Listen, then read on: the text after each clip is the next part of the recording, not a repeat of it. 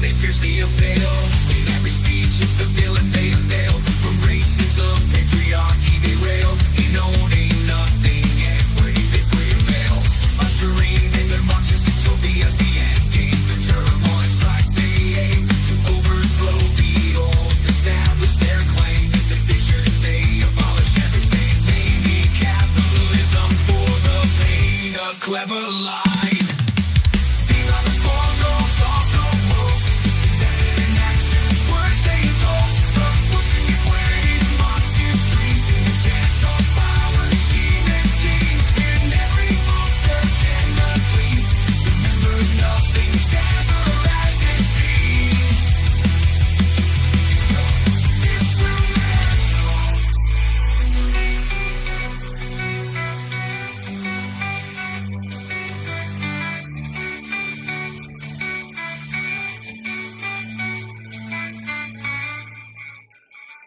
Gain power, destabilize, bring capitalism into the monstrous utopia. That's what they want, that's what they want. Abolish capitalism. These are the four goals of the woke. Embedded in action, words they invoke. From pushing your way to monstrous dreams. In the dance of power, scheme and scheme. In every move, their agenda gleams. Remember, nothing's ever as it seems. So,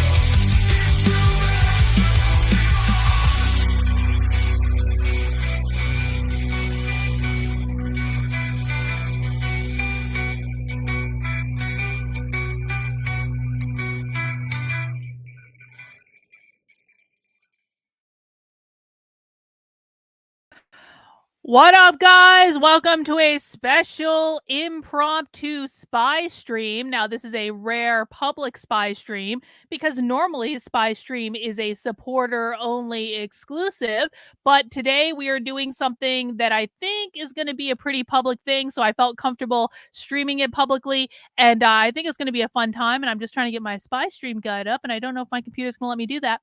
Anyway, who here has learned about white dudes for Harris?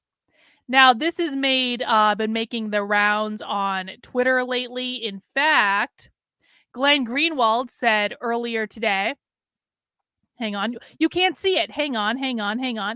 Glenn Greenwald said earlier today, liberals have decided in the last couple of weeks to overtly embrace a core vision of Nick Fuentes. They're proudly forming numerous white identity political groups and encouraging everyone to participate politically by joining sectarian race-based organizations. And you can see he was retweeting this Kamala Wins account, the Harris Wins account, that said more than 30,000 white dudes have now signed up for Monday's White Dudes for Kamala call. Now, here's the thing. And this is what should terrify everyone. As of 8 minutes ago, there are over 120,000 people registered for this call. And this is why I'm not afraid of doing a public spy stream, because quite frankly, there are a lot of people who are going to be watching this call. I didn't even have to get a special link for it or anything. It's on YouTube. It's literally on their YouTube channel. It's starting in 9 minutes. But I want everyone to be serious about this for a second. This is a big-ass call. And a lot of people have been saying that these poll numbers that are coming out for Kamala Harris that put Kamala Harris ahead of Trump, a lot of people are saying those are fake poll numbers. I don't think those are fake poll numbers. And the reason I say that is I have a very good friend of mine. His name is Justin O'Donnell. Justin is a libertarian in New Hampshire. He's been working a ballot access campaign, which when you work a ballot access campaign, you basically are out talking to voters all day, every day. You don't have like lists of doors you're going to. You're basically just talking to whoever you run into. Justin O'Donnell was telling me that the support for Kamala Harris is real.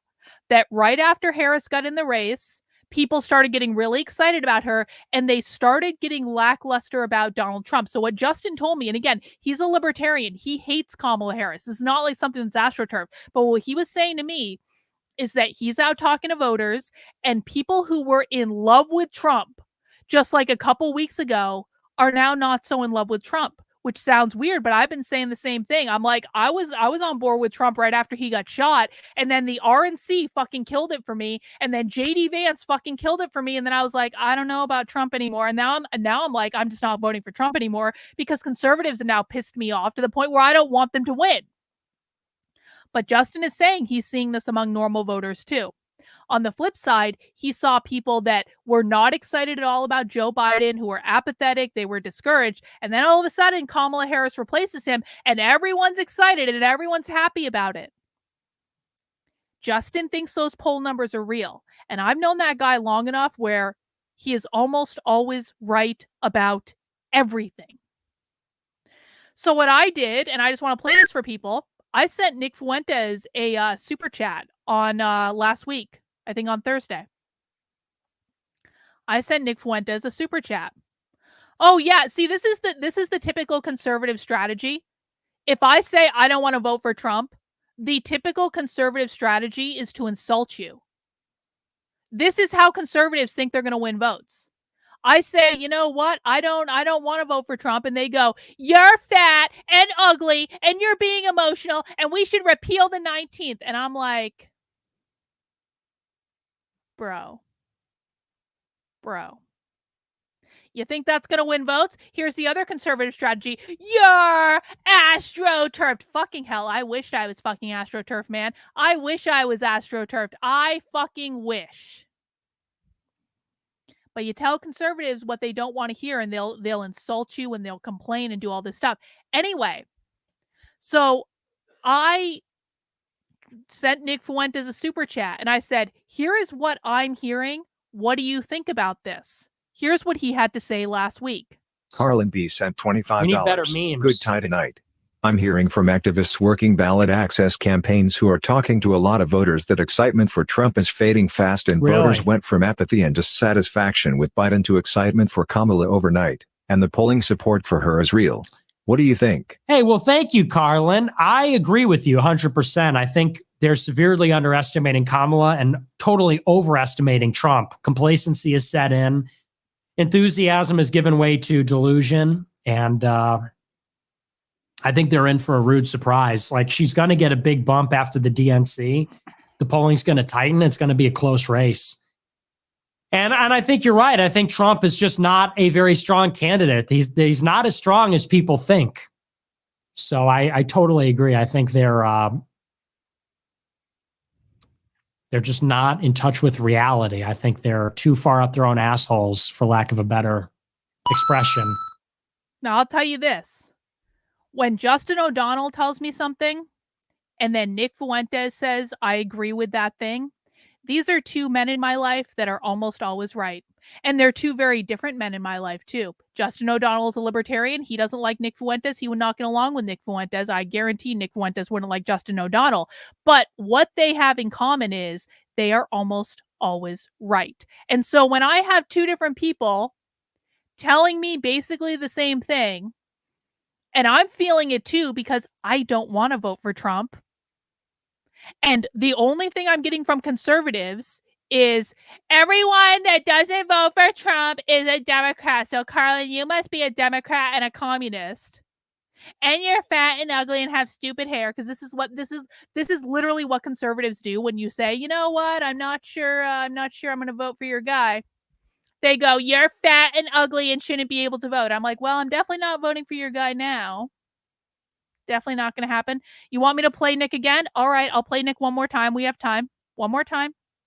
Carlin B sent $25. We need better memes. Good tie tonight. I'm hearing from activists working ballot access campaigns who are talking to a lot of voters that excitement for Trump is fading fast, and voters went from apathy and dissatisfaction with Biden to excitement for Kamala overnight, and the polling support for her is real.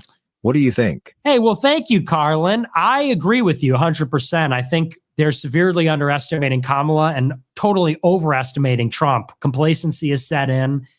Enthusiasm has given way to delusion. And I think they're in for a rude surprise. Like, she's going to get a big bump after the DNC. The polling's going to tighten. It's going to be a close race. And I think you're right. I think Trump is just not a very strong candidate. He's not as strong as people think. So I totally agree. I think they're just not in touch with reality. I think they're too far up their own assholes, for lack of a better expression. So that's what Nick Fuentes had to say about it again. He is worried, and he's not voting for Trump either at this point. And the thing of it is I think that people are again underestimating things like this. 120,000 people signed up for this white dudes for Kamala thing.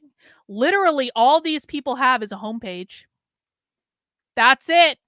This is all they have. They can you can donate, you can buy a hat.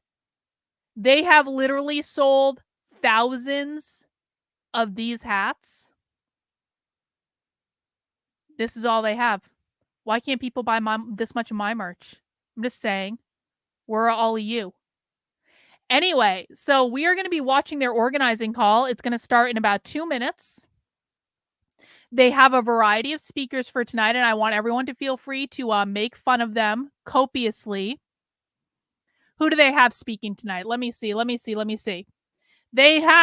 going to be hearing from Pete Buttigieg, Steny Hoyer, Adam Schiff, David Hogg is speaking. I think Mark Ruffalo is speaking. Michael Kelly, as I guess, is an actor. I don't know. Bradley Whitford. I used to love Bradley Whitford on The West Wing, and then I realized he was a flaming leftist, and I couldn't. Sean Astin, Josh Groban, Mark Hamill. We're hearing from Luke Skywalker tonight. So a whole bunch of people. They have raised over $450,000 just based on this little thing and their hat sales. Like, everyone needs to start wrapping their heads around this. Kamala is going to be a bigger problem than people think. And when Trump voters are just driving people away, I mean, I will not feel if I keep getting insulted by conservatives and MAGA people, and Trump keeps to his obvious position, which is he wants to go to war with Iran, I won't feel bad about not voting for Trump, guys. My vote was Trump's to lose, and I ended up getting insulted by conservatives over and over and over and over and over and over and over and over and over and over and over again. And Trump wants to go to war with Iran. And so if Trump can't denounce this idea and say that he will not go to war with Iran, I'm not voting for him. And if I keep getting shit from conservatives who keep calling me a fucking communist because they're upset, or keep insulting me because they're upset and they have their fifis hurt, I'm not voting for him. And I'm not going to feel bad about it. You want to know why? Because my vote was his to lose. It was yours to lose. And these guys, with this cockamamie thing, are already rallying plenty of people on their side. So this is crunch time, conservatives. Do you want to take this seriously, or do you want to fucking lose and have Kamala Harris as president? Because right now, I would bet you're fucking losing. And I've been saying this for a long time. I never thought Trump was going to win in November up until he got shot. And then I was like, oh shit, Trump's going to win in November because he got shot. But they fumbled it so colossally, and we're just waiting for them to get started, guys. They fumbled it so. How is it possible that Trump got shot in the head right before the RNC, and they fucked up so badly that now no one is excited to vote for Trump? Because they had a DEI convention instead of an actual Republican convention. They had a We're Not Racist convention in which they sucked the dick of Israel over and over and over and over and over again. So I guess we'll see what happens. But we are just waiting for this to begin, guys. Thank you for joining me tonight. Please mount the like button if you feel so inclined. If you feel like sending in a super chat, I do have a goal of getting $100 in super chats today. Relatively modest goal, but I would like to hit it. because I think I do a pretty good job of covering this stuff, and whatever. If you guys feel appreciative that we're doing this together and we're going to make fun of them together, please feel free to send in a $5 super chat, $10 super chat to show your excitement. We get about 10 more super chats, and I got the goal, so that'd be pretty great. Yup, Hulk Hogan was the best part of the RNC. Oh, you're feeling very racist lately, Offensive Saint? Well, why don't people make white dudes for Trump? I mean, really, why don't they make white dudes? Okay, we're getting started.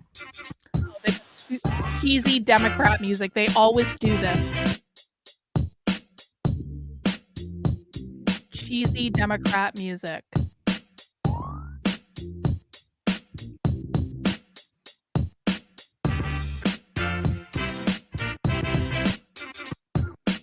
Yeah.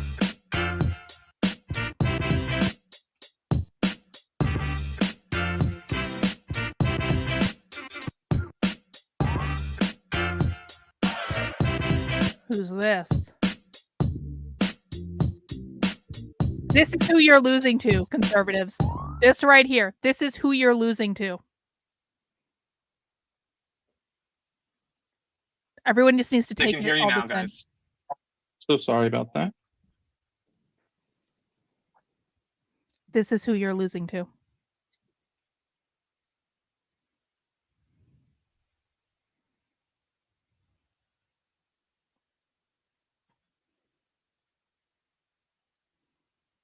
Is everyone comfortable with this? I'm not comfortable with this, but I'm not voting for Trump, so I don't care. Hello. Hello. Welcome, everybody. Hello, white dude. You are on the White Dudes for Harris Zoom call that we've been pushing out. I want to start by saying, just thank you so much for being here. Before we launch into everything, I've got a couple of quick housekeeping things for folks. If you RSVP'd for the call, there's an email in your inbox that tells you how to join. Please forward to any friends that you know who might have also signed up. We know there was a little bit of confusion about this before, so we just want to make sure everybody gets it. I also know that a bunch of folks might not have seen the email, so if you can also tweet, text, send along a Facebook link. The URL for this is whitedudesforharris.com. Again, that's whitedudesforharris.com. We just want to make sure everyone has a chance to tune in. Yes, This Mio has actually really, claims to be a truly Christian. He been does. a really humbling experience for me, especially when we Thanks, Dragon Balls. first started thinking about doing this, which was actually Tuesday night. Our initial goal was going to be 10,000 RSVPs and about $500,000 raised for the campaign. As of right now, we're at about 140,000 people who have RSVP'd for this, and we're at over $1 million in donations to the Harris for President campaign. So it's just truly, truly humbling to see this. So just thank you. Thank you to everyone that's on. Thank you to everyone that signed up. Thank you to everyone who's donated. Thank you to everyone who's going to donate. I really want to kick this off, though, by starting to thank Joteka Edie and all of the organizers with the Win with Black Women call. They organized the first of these calls. They had over 40,000 people on it and raised over $1 million to the campaign. 40,000 They're the inspiration for what we're doing here right now. And they deserve our thanks. They deserve our appreciation. They deserve our gratitude for leading the way with both grace and integrity. And for those of you who don't know me, which I assume is actually most of you, my name is Ross Morales-Arquetto. He's a progressive. I've been working in politics now for about 20 years. I'm originally hail from the great state of Texas. So shout out to everyone who's from Texas. I think my parents are actually watching with friends. So first, I do want to say hi to mom and dad. Over the last few years, I've been thinking a lot about men. I've been thinking about the unique challenges that many of them face. I've been thinking about how those challenges often turn into violent or destructive behavior, either towards themselves or other people. But honestly, most of all, and most days, I think about a very close friend from my childhood who went down a really dark path that ultimately led to him committing suicide. And I think I think about his story a lot, how it should have turned out differently. And that's part of the reason why I care so deeply about this work. You know, as Yeah, we've thanks, been going Rottweiler. around talking about this, I have a lot of questions from folks about why are we Exactly. doing this? Why organize white dudes? And I'll start by really addressing the elephant in the room, which is a lot of people feel and felt uncomfortable about the call. And I think that's understandably so. You know, throughout American history, when white men have organized, it was often with pointy hats on. And so I think that discomfort, I think the skepticism is understandable. The reason that we are doing this is because we just, you know, Intersectionality. the left that has been ceding white men to the MAGA right for way, way too long. You know, Trump won over 60% of white men in both 2016 and 2020. And that's going to stop tonight because we know that the silent majority of white men aren't actually MAGA supporters. They're folks like you who just want a better life for their families. They want more economic security. They want better healthcare. They want better schools. You know, there's a crisis of loneliness in this country, and many of us are the ones that feel the most lonely. Men represent 75% of all deaths White from men despair, shifted away from like Trump in suicide 2020, and guys. substance abuse. White men And, basically you know, elected the way Biden. that our You guys know economy has that, right? changed over the years has left a lot of really hardworking folks who are trying to do right by their families behind. And that happens at the same time as the myths around America that we grew up with, that we as men are expected to be protectors and providers, are going out into an economy that doesn't really allow for that, especially for working class folks.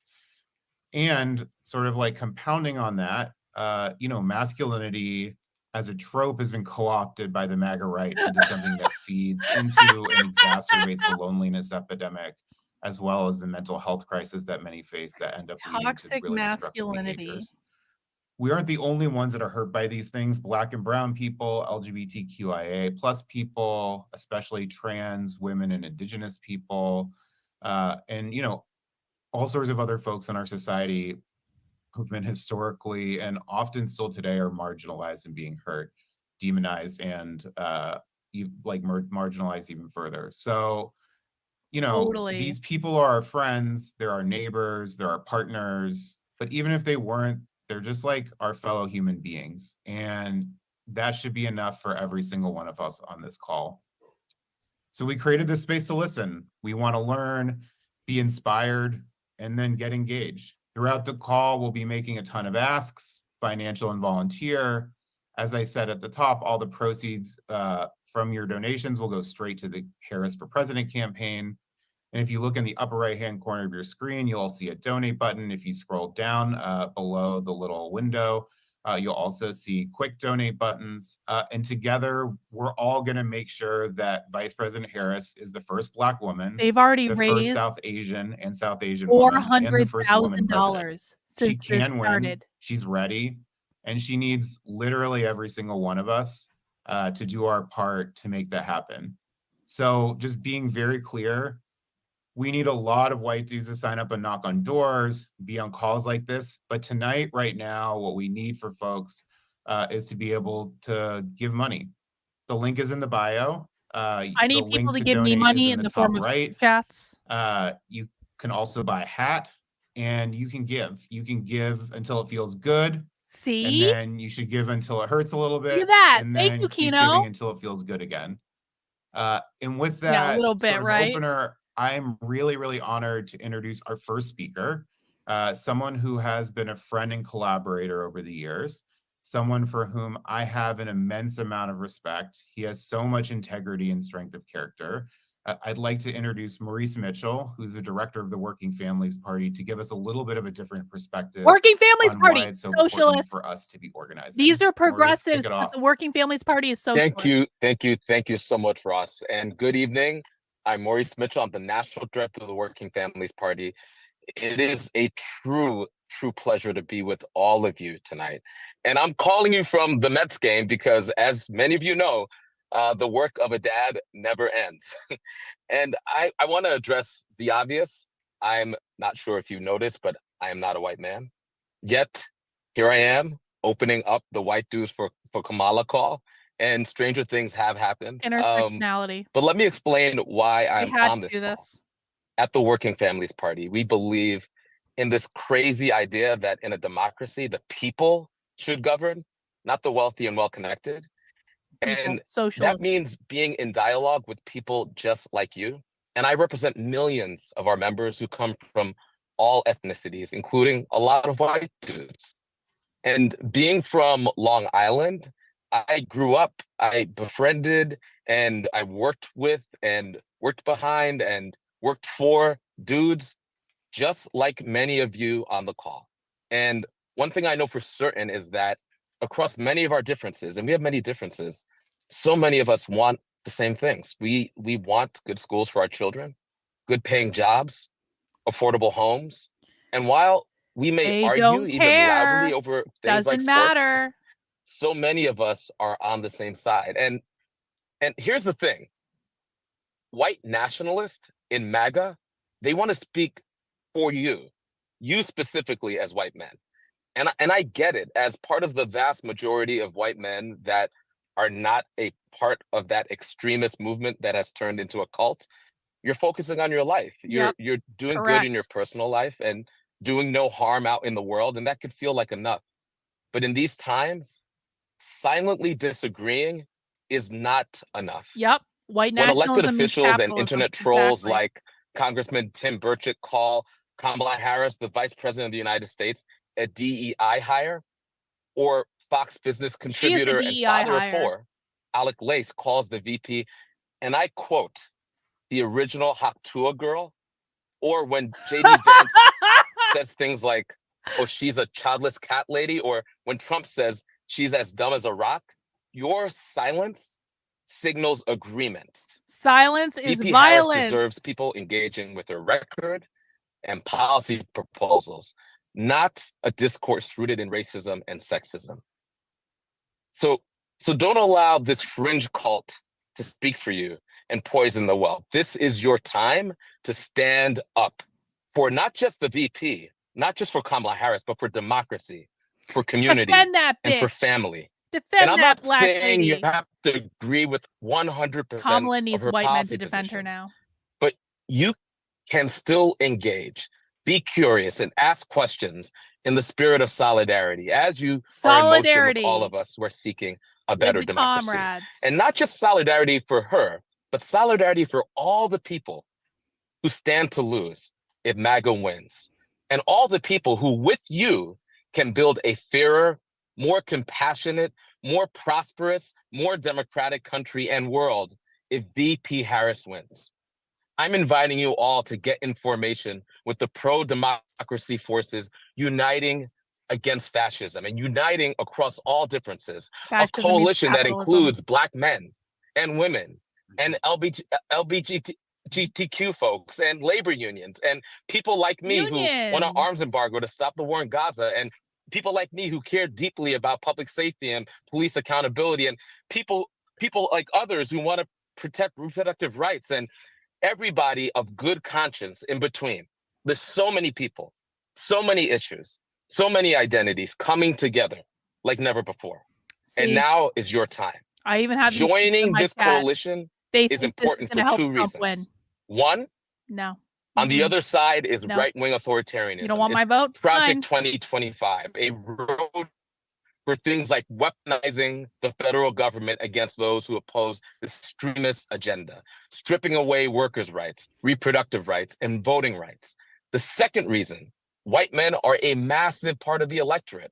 In a close election, a few percentage points can be the difference between having a democracy or not. Joe Biden won 32% of white men. What if we get that number to 35, to 40, or even more? When you remain silent, they win. One day, we all will be asked what we did to stop this MAGA movement. What will your answer be? I know what mine will be. And I'm inviting you to join me and those like me in stopping this movement. So this is your time. This is your calling. Volunteer for the Harris campaign. Donate now. Let's get above of whatever the goal is. Don't wait for the end of this call. Don't even wait for the end of my remarks. Donate now. Join the thousands of men on this call, the millions of people in this country who are already in formation, and the billions around the world who are fighting their own version of MAGA. Exactly. Do it How's now. that working out? This is our time. Get Mhm. involved, donate, volunteer. Over the next 100 days, let's get to victory. You're Thank watching you. them raise hundreds of thousands of dollars right in front of you. Thank you, Mo. Shit, I'm feeling inspired. Are you feeling inspired? If you are, I encourage you to do what Mo said, which is slam the donate or volunteer button. We've already raised about $1 million since we've been on this call, which is absolutely crazy. They've raised Let's see if we can get to $1.5 million. Let's do it as soon as we can. Call. Every Every time they say donate, someone another should speaker, send and me when a we super found out chat. that this next dude was joining, our saying. organizing team collectively all kind of lost their minds. He's won or been nominated for Academy, Golden Globe, Screen Actors Guild, BAFTA, Emmy Awards. But even if he never won anything, you'd still be excited as hell because you know him, you love him. The dude in chief, Jeff Bridges. Jeff Bridges? He's on mute. Unmute am I there? Yeah, thanks, Jeff. I can't hear myself, but that's okay. We can hear you. Oh yeah, okay, great. Okay, Oh, he figured out the good. mute. Oh, good. So great to be here, Ross. I gotta laugh because I accepted the invitation. I was brought to the party not so much as being white, and I certainly am, but because I'm a dude, So a friend sent me this email today with your hat on there, and I said, "Oh, I gotta have one of We're those. I so qualify, fucked. man. I'm You're white. so I'm a fucked. dude, Kamala's and I'm gonna for Harris." win. So wonderful to be here, and I dug what you said, Maurice. That's really terrific. One in the chat the if you fact think that you're we're here, fucked. you're a black Two in man the chat here if you with think us we're not white fucked. guys. I had no idea that this whole thing that we're up to was based on what black women for Harris, right? Thanks, buddy. And so it kind of morphed into white men, white dudes for Harris. And I'm excited, man. I think, the fact that Joe has passed the baton so beautifully, and Kamala is just so certainly it was so gracious, girl. Biden. I can see her pass being the president. baton. I'm so excited. A woman president, man. How exciting. And her championing of women's rights. I'm for that. And for all her stance on the environment and taking care of our children, all of Yeah, her, they're going to take care of children, her all right. leadership on that They're going to take care of wonderful and children. something that I can get behind and support. And so thank you, Ross, and you guys who are responsible for kicking on this channel to give me a chance to express my support. I'm really excited to be a part of this. And I don't, the word fight, I watched Kamala's speech there, just before getting on the call. She ended fight. God, I can't, that's the thing. I can't relate to that. I just went through a health crisis. And I remember the doctor coming up to me and say, you got to fight. I said, what are you talking about, man? I'm in surrender mode here. I'm going with the flow, what life has in store. And I feel that with this, with what we're all up to right now, that it's not so much a fight, but it's a surrender to our higher thoughts of how we want this future to turn out. And so I'm kind of surrendering to it as opposed to fighting to it. But that's just, that's just my approach. As the dude might say, that's just my opinion, man, Doesn't matter. But great to be with you guys. Jeff, thank you so much for being on. Right. I got this. This is a very cool moment. So there's thank you Pete for being on. Buttigieg. Our next guest Oh, really God, doesn't I need an can't believe I introduction, but I'm supported gonna this do it guy. anyway. What the fuck was I He's the former thinking? mayor of South Bend, Indiana. I was You can obviously thank him smoking for way too making much it so weed the when I made airlines that have to decision. It refund was your a bad money call, and after I they regret mess it. up. He's also the I was a internet's favorite Democrat. What do you candidate for want? VP, one of the brightest stars in the Democratic Party. We've got Pete Buttigieg with us. Hey, thanks so much. I'm really excited to be with you all and to address this convening of dudes right after the dude is definitely one of the honors of of my life. I'll be brief, but look, I'm a policy guy. I've never been totally comfortable with the truth that no matter how much you believe in your policies, so much of politics is just vibes.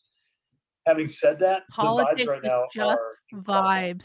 My husband True. Chastin and I were home over the weekend and stopped by a canvas kickoff in Michigan at the Traverse City field office close to our house. I haven't seen that kind of energy for Democrats in Michigan since I was campaigning in the midterms for leaders like Gretchen Whitmer, and we all know how that turned out. The momentum is extraordinary, and we got so many great speakers tonight, and not a lot of time. So I really just want to stress one thing. Human to centipede all is of here you, as well. and that is, as we work to keep up our energy and spread it to everybody we know, especially over the roller coaster of the next 100 days, there's a real chance right now, I think, to be driven not just by what we're up against, but by what we believe in and what we're for. Not just what we're trying to stop, which we all know how important that is, but by what we're working to sustain. Look, Donald Trump's unfitness for office is clear, and no one is better positioned to prosecute that case than Kamala Harris. Wow. And as you can see that his campaign is flailing, he's reverting to his worst instincts. His choice of running mate in J.D. Vance is evidence that he's doubling down on the very worst. I wish Trump was reverting to his worst instincts. From the anti-woman rhetoric to this deep. In fact, we all need to encourage Trump to revert to his worst 2025. instincts.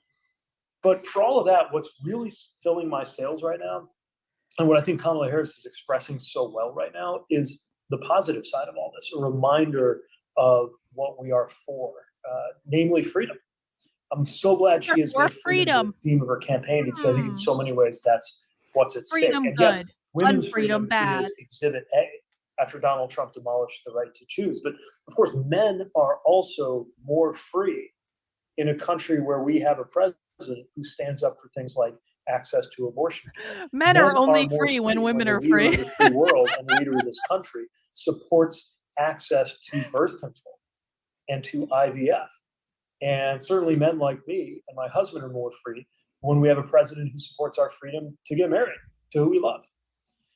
And it goes through issue after issue. Defending and building on the Affordable Care Act makes us more free. I'm going to tweet that. Because men are only more free when women are free. From worrying that the next health crisis could destroy their entire livelihood. Doubling down on the climate wins and the Inflation Reduction Act, the most significant climate policy by any government in human history, means that our children will be more likely to be free from the worst effects of climate change. Common sense gun safety rules mean that they have a better chance of being free from fear of coming to harm at school, which is a hell of a lot more pro-freedom approach to supporting children than one that is based on banning books. We think about economics. The freedom to join a union is a big deal. The economic freedoms that come from having good infrastructure and getting good paying jobs building it, that matters a lot. And even more deeply, I think the work that we're collectively doing right now on having a better democracy should be powerfully motivating to freedom-loving Americans and to every part of our coalition, including the dudes on this call, including the proposed reforms to the Supreme Court that the president and vice president unveiled today. These are things that remind me that we're not just trying to stop our democracy from being undermined, although we're definitely working to do that. We are working to make our union more perfect, but we're making it better.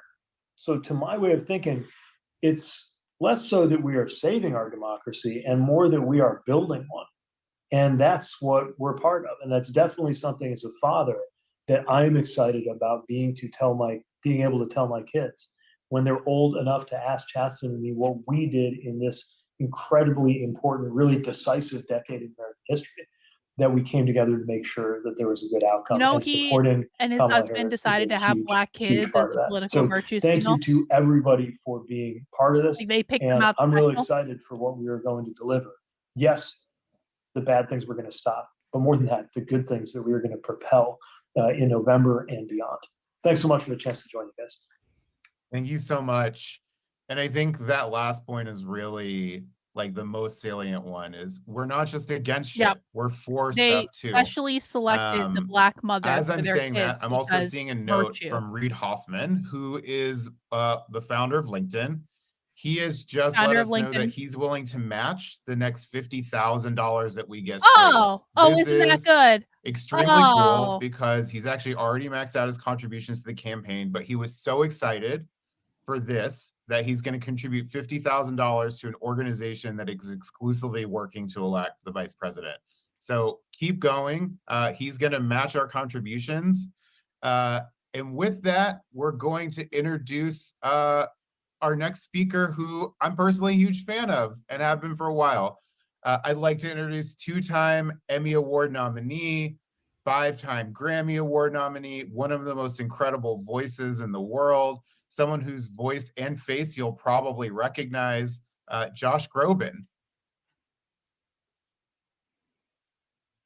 None of them know how to work. Okay, there I am. Hi, everybody. I am so honored to be here. Speaking is not the thing I normally do, but to be a part of this incredible conversation is one that I'm really grateful to be part of. Thank you to my friend Rory O'Malley for inviting me, and congratulations on an amazing thing.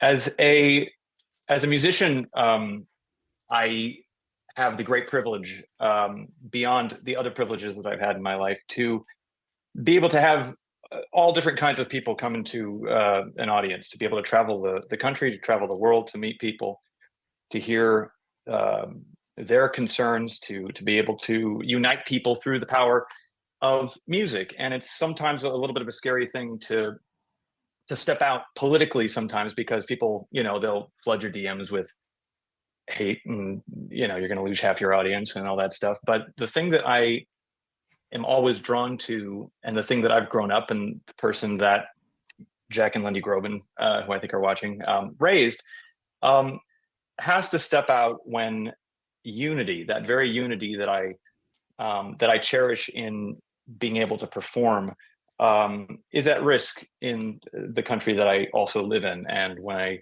look to my left and to my right, my friends, and there is a real, guys, there are age-old drum 64,000 that is people being watching this right now. played on the other side right now that 64,000 is oversimplifying something that is really, really simple, and it's based on fear. And it is this idea that to celebrate the beauty of our similarities and the beauty of our differences is somehow a scary thing, that somehow equality and prosperity are not mutually exclusive. And that when we talk about the fact, especially as a white guy, where it is so much easier sometimes it doesn't matter to lean into the idea that, well, I'm going to be quiet about who I'm just to support. I'm going to, this is about raising money and getting people excited, and when that the world is has it. been built for you. To say that Black Lives Matter, on the right, the idea that it doesn't mean that other lives don't matter. It simply means that it has been too easy to ignore the struggles of that community, to support the love and the rights of the LGBTQIA+ community does not mean that straight relationships There are so many do not people who matter. don't It simply understand, means it has guys. been too easy to Conservatives ignore the will lie to you struggles and say that we're and winning the and that these bigotry people against understand. those No, communities. And so it's there are so many people easy who don't to get it. assume somebody else will step up. It's always easy, especially in the entertainment industry, to say, I'm going to step back. I am proud to raise my hand and to say that this is something that I believe so fully in. I'm so excited by the galvanizing of the Harris campaign, and I'm so grateful every single day to the people in my life and in the marginalized communities that educate me every single day, that this is a constant education for all of us. And so thank you for allowing me to be a part of it. And thank you for this amazing coalition. And if you're watching, do the right thing and donate. And thank you so much for having me. You heard Josh. Don't keep donating. Since we first kicked off the match, I think we're getting pretty close to hitting the $50,000 from Reid Hoffman. So please keep going. And also, dudes, take a second, send this link to your friends, ask them to join. whitedudesforharris.com. And with that, we're just going to go right to our next speaker. Governor Roy Cooper was first elected North Carolina's governor in a tough election in 2016 and is serving his second term in office. I've also heard rumors he might be in contention to be VP. Governor Cooper has also fought for working people since his first day in office, issuing executive orders that prohibit workplace discrimination and establish paid parental leave for over 56,000 state employees. Governor Cooper helped combat the opioid crisis in his state by working across party lines. He launched the first opioid action plan in 2017. And as a result, prescriptions have dropped by 24%. Emergency rooms. They're raising about $100,000 every. And opioid-related deaths have decreased by 5%. And with that, I'd like to introduce Governor Roy Cooper. Introduction's too long. Hey guys, welcome from North Carolina. Hey, come for basketball, come for hockey, come for NASCAR, come for golf. We are ready for it. We have the best state in the country, and you're welcome to visit anytime. I'm going to get right to it, guys. Real men respect women. Yep. Their decisions. Thanks, MacB. Their careers. And it's pretty clear that Donald Trump and J.D. Vance don't. From Trump's sexual assaults to Vance's misogynistic comments. Trump's going to lose. Yep. It's pretty clear that disrespect they're going to lose. Women. Yay! Donald Trump land and MAGA Republicans. Love you, Azaring. Thank you. And in fact, it's like that all over the country. You guys can keep sending me money, In North Carolina, we have a Republican nominee named Mark Robinson, who's running for governor. I'm term limited. Our Democratic nominee is Josh Stein, who's the Attorney General, whom I've endorsed. Donald Trump endorsed Mark Robinson. And in fact, he said publicly that he thought Mark Robinson, who is a Black Republican, is better than Martin Luther King Jr. and that he was Martin Luther King ×2. Here are some of the horrible things that Mark Robinson has said, which I think he's saying the not so quiet part out loud for MAGA Republicans. He has said that men should lead, not women. That when God needed someone to fight Goliath, he called David and not Davida. He has said that once women get pregnant, that it's not their body anymore. He has said that women who aren't responsible enough to keep their skirts down are having abortions. That's the kind of those are typical conservative talking points that are used against them. Everyone understand this? Republicans, and particularly in their this leaders. is how your talking points are used against you to make you lose. Leaders who have called Vice President Harris a DEI candidate. Hey, thanks. You're talking about a woman who was exactly who got elected by the people of California to serve as the chief law enforcement officer and attorney general of the state, who got elected by the entire state of California to represent them in the United States Senate, and who has been vice president of the United States for the last 3.5 years. A DEI left is laughing all the way to Here's what they're saying, that women and people of color don't deserve to lead. We know better than that, guys. We know that this country needs Kamala Harris more than ever right now. And we can hold the key. Now, I'm Conservatives not are the so political dumb. scientist or the pollsters, but I know enough to They're know, and I've seen enough so polling results unhinged. or outcomes in elections to know that if Where are white their males calls with would how vote many people do they have on 1 here to now? 2% more for Democrats 64,000 than they people. Where's usually their do, call with then 64,000 we people? win this race. We win Kamala Harris's race. We win Democratic races in North Carolina. So this is a call to action. Kamala Harris is a strong woman, but she's going to run this country in a way that she cares about the pocketbook issues. She's going to work for tax credits for children and for the middle class and not for billionaires. She's going to work to clean our environment. She's going to work to make sure that people have health care and quality education.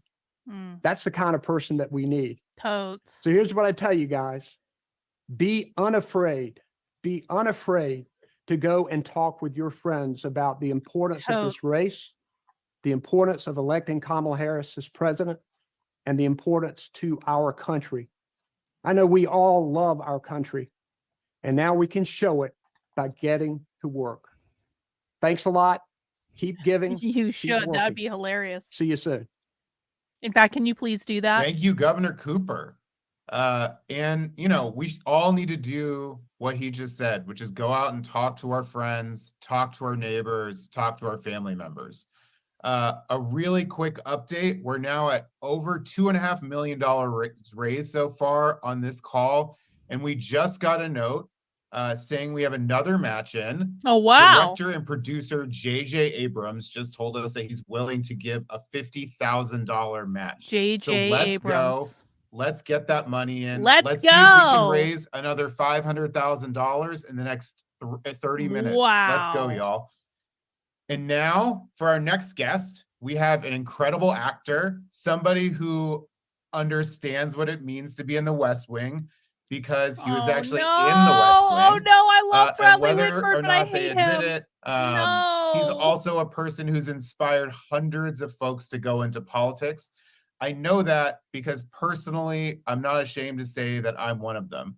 Of course, I'm talking about Bradley Whitford, from Handmaid's Tale and Transparent to Billy Madison. This guy only knows how to play iconic roles. But of course, to us, his most iconic role is his Emmy Award-winning role as Deputy Chief of Staff Josh Lyman in The West Wing. He's also distinguished himself as an incredible activist, sitting on the board of Let America Vote. He's also worked tirelessly on behalf of so many issues, especially environmental issues. It's my pleasure to introduce one of my favorite actors, Bradley Whitford. You want me to vote? Thank you. Oh. Thank you, Ross. What Thanks, a Rottweiler. variety of whiteness we have here. We got the dude, we got Pete. A It's like a variety rainbow of whiteness. of beige. Yeah, I'm a variety of cats. I'm trying to I guess I thank you for what you said about West Wing. I think yeah, we're really trying to stay out of The Handmaid's Tale. Look, I have been active. I'm from Wisconsin. I've been active in campaigns there my entire adult life. I've never felt this kind of belief. I've never felt this kind of enthusiasm ever. And I want us to enjoy it. But because I'm from Wisconsin, I'm really paranoid. We only have 100 days. Okay. We have to do more than a Zoom. We have to do more than donate beyond whatever we can donate. We need to get to work. And in all this euphoria, I want to remind us, maybe we're tied in the polls.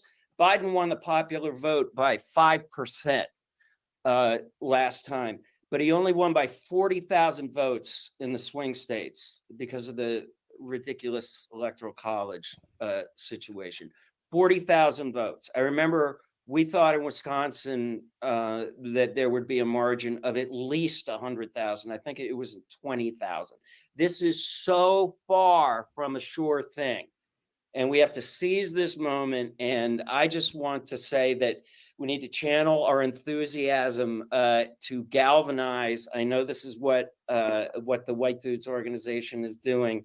Other organizations, the Wisconsin Dems, are incredible. They're battle tested at this, but we need to focus on the swing states. So I ask you all, in addition to whatever you're doing here, focus on the swing states. Speaking of White Dudes, the Pod Save America guys have a great, very easy way called Vote Save America for you to get my computer off the table. involved. I keep saying over the last 8 years, It's Bradley Whitford from The West Wing, Handmaid's she's Tale. a terrible writer. I mean, I have not been able to. If I walked into the West Wing writers' room and said, "Okay, this is going to be our Republican candidate," a felon, an adjudicated rapist, let alone with the tan. This and ruins the the hair, West Wing for me. I love the West Wing. It's condescending. Oh, I guess the new talking point love is the West they're Wing. weirdos. Yeah, they want to spy on us. When we talk to our doctors, they're banning our books. They're spewing this hatred, this division. And I think all of us are here to say, enough. I want to accentuate the fact that we need to keep a woman's right to make her own decisions about her body out front. I think, as Mayor Pete was saying, it is the most effective spear on the overall message that I love that the Kamala campaign abortion is the most is effective putting out there, messaging that tactic. Democrats Who would have thought that? are the party of freedom. Republicans, for no Democrats are reason, the have party had of that for a freedom. long time. Because of abortion. The Democrats are the party of freedom. We are the party of reproductive freedom, economic freedom, the freedom from fear that our children are going to be shot in schools, and the fundamental freedom to continue to live on a planet that is going to be inhabitable for generations to come. And if there's anything that the last 8 years has taught us, it's that we don't just get a democracy. You got to make it every damn day. I think Kamala is showing us all a future worth fighting for.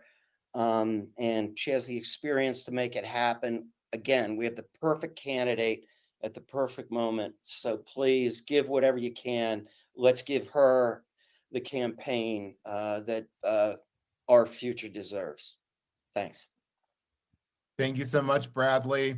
All right. Up next, we have Mayor Mitch Landrieu. He served as the mayor of New Orleans I'll be right back, from guys. I'll 2010 to keep this playing. 2018. He previously served as lieutenant governor of Louisiana from 2004 to 2010. He worked in the Biden administration, where he advised the president as a senior advisor for infrastructure, helping to craft and implement the Build Back Better and other initiatives. Mayor Landrieu is also the co-chair of the Harris for President campaign. All right, Mr. Mayor, take it away. You guys, thank you so much. And it's great to be with all of you. Thank you for letting me share a bit with you. I won't repeat the policy matters that Mayor Pete talked about or Governor Roy, but let me just say a couple things. I'm from Louisiana. I'm from the Deep South. What we have been witnessing with Trump and Trumpism is really the manifestation of a couple of ideas that have been with us since the beginning of our country, which reared its head during the Civil War, and all right, I'm back. Over the course of history has percolated, but it never made its way into the United States Capitol until the date of the insurrection, nor did it make its way into the White House, where it had the power of the presidency behind us. I think all of you know now, as you listen to the words that are being spoken by Donald Trump, those words are a manifestation of what I think is the root of the poisonous tree.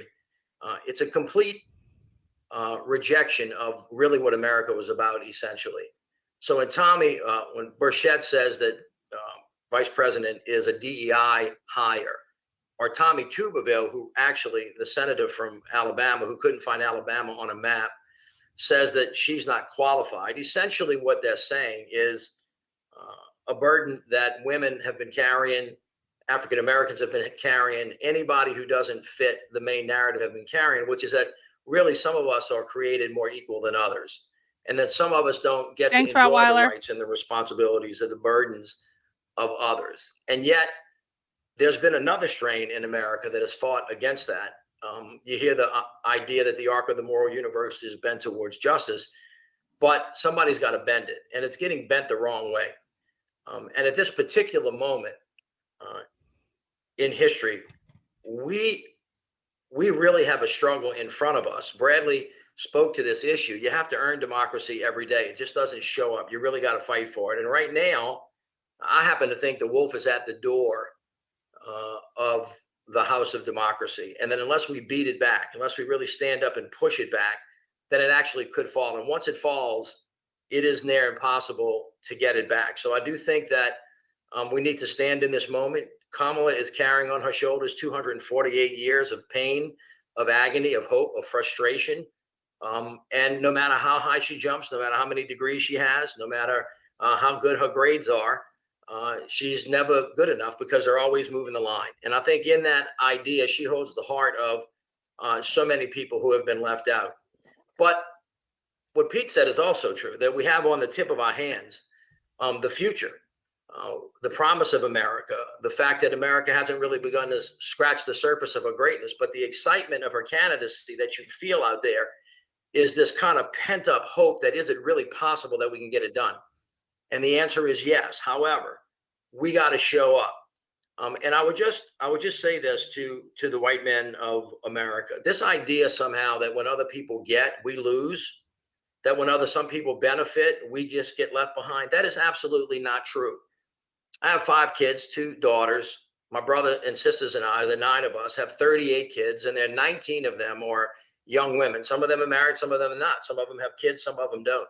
Each and every one of them has an incredible future. And the better they do, the fact of the matter is, the better all of us do. This idea that out of many we are one really does work. It's a richer, deeper, more wonderful way to live, but you got to stand up for it. And the truth of the matter is, as Roy Cooper was saying, politically and numerically, if white guys would just show up, if we would stand up and be counted, if we would talk about what it really means to be a great partner and a man, which is to protect and to help and to lift up and to not push down, all of us are going to be better for it. And I think that you will see all the of Vice these men President have been speaking through to this very DEI forcefully training. as she Everyone speaks knows about that, an economy right? that's going to work for everybody, as she speaks about democracy, but as has been said, when she speaks about freedom, because freedom is for everybody. Freedom is for hope. Freedom is for aspiration. And as I have said, the thing that I am so excited about, and I have had the chance to work with her, I know her, I love her, she's tough, she's smart, she's capable, she's ready to go. But more importantly, the future that she sees for us, for all of us, is so compelling that it should get everybody up off of their feet, because nothing less is going to matter. And I'll end with Bradley, who is drawing down for us where it really matters, whether you call it fight or whether you call it submission, or the thing is, you have to go out and vote. This election is going to be won in 7 swing states.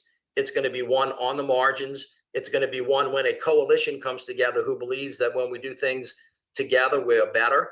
And white men have to show up. If we show up to the tune of 1 or 2 or 3 more percentage points, that democracy that's in our reach will be ours for the taking. So I thank all of you for what you are about to do, but we really have to get at it. You have 100 days, and every one of those days is going to matter. So God bless you all, and thanks for getting in the fight.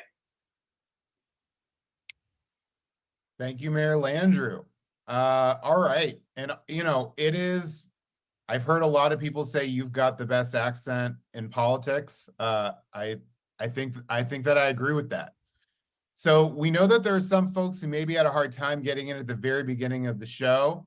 So we're asking you to help us out a little bit. Drop into Twitter, Facebook, or email. Send your friends the link to join. It's whitedudesforharris.com. We also have heard that maybe some folks are having some issues donating through the YouTube button. You can donate at whitedudesforharris.com/donate. And up next, we have one of the most dynamic and effective labor leaders in America. Jimmy Williams Jr. is fourth generation from Glazer, which is Philadelphia, Pennsylvania. I'm honored to introduce the General President of the International Union of Painters and Allied Trades, Jimmy Williams Jr. Oh, a union head. Thank you, Ross. And Like I started thinking, I'm a like, socialist hey, how does combined this with a white dude get to be gangster. on a call with like the Secretary of Transportation, with Jeff Bridges, the coolest dude in the world? And I went, you know what? Nothing screams white dude more than a construction union, right? And nothing screams white middle class working America more than a construction union. And I'm proud to represent the labor movement here tonight, and I'm proud to represent what is the true. Remember, only all place unions for are working socialist. people to advance in this economy, in an economy that works for real working people, For the working as opposed to the the proletariat. alternative that's being presented The with Project bourgeois. 2025 and the Trump lies around how to organize working people. The American labor movement knows how to organize working people, and that's what we do. And we're proud to be united to support Vice President Harris in what is absolutely the most important election of our lifetime. Look, President Biden was great for the American labor movement, probably the greatest president of my lifetime. And I'm 46 years old, and I'm lucky to say that I'm the youngest president of a labor union in the building trades. I'm proud to say that. But man, I am scared to death of what the future could look like if we go back to another Trump administration, one that truly left working construction white men behind, but yet had a way to organize people around hate and around division.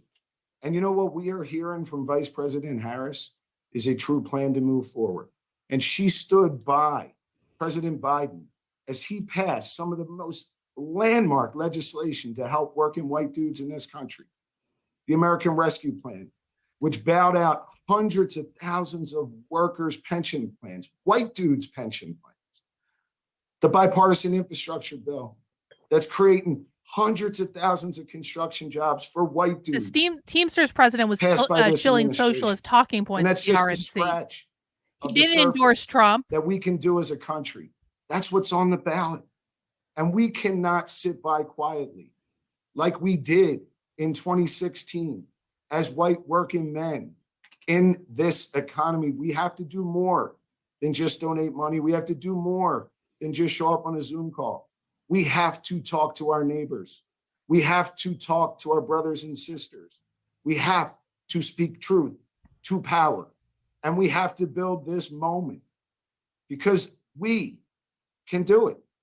When we stay organized and when we keep our eye on the ball, we can make a difference in working people's lives. That's why the American labor movement is united behind Vice President Harris. That's why we have 100 days to continue to knock on doors, to talk to our brothers and sisters.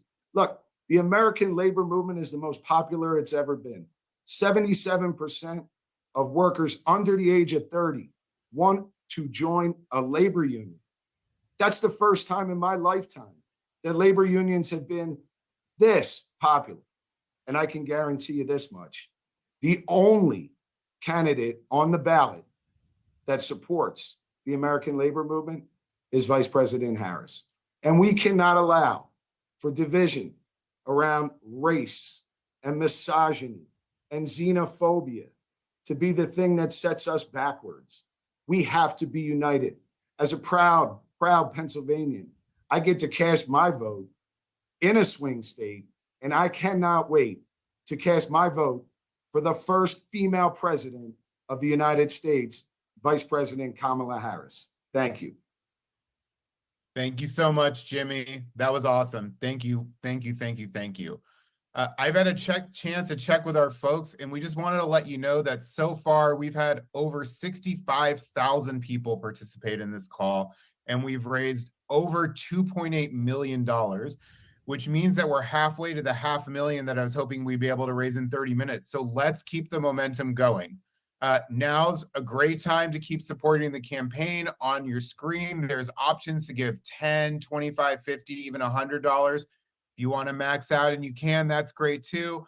Every dollar you donate goes directly to the Harris campaign. Our next guest knows a little something about fundraising. Governor J.B. Pritzker, the 43rd governor of Illinois, has also selflessly given to many causes and is the chair of the DNC convention, which is going to be in Chicago super shortly. So it's my honor now to introduce Governor J.B. Pritzker of Illinois. Thanks so much, Josh. And I got to be honest that when I'm invited to an event with a name like White Dudes for Harris, it doesn't usually sound like something I would join, but this is a terrific cause. And I'll keep my remarks short. I know that we have a lot of speakers. And afterward, of course, there's another Zoom that I invite you all to called Couches Against Trump, better known as CATS.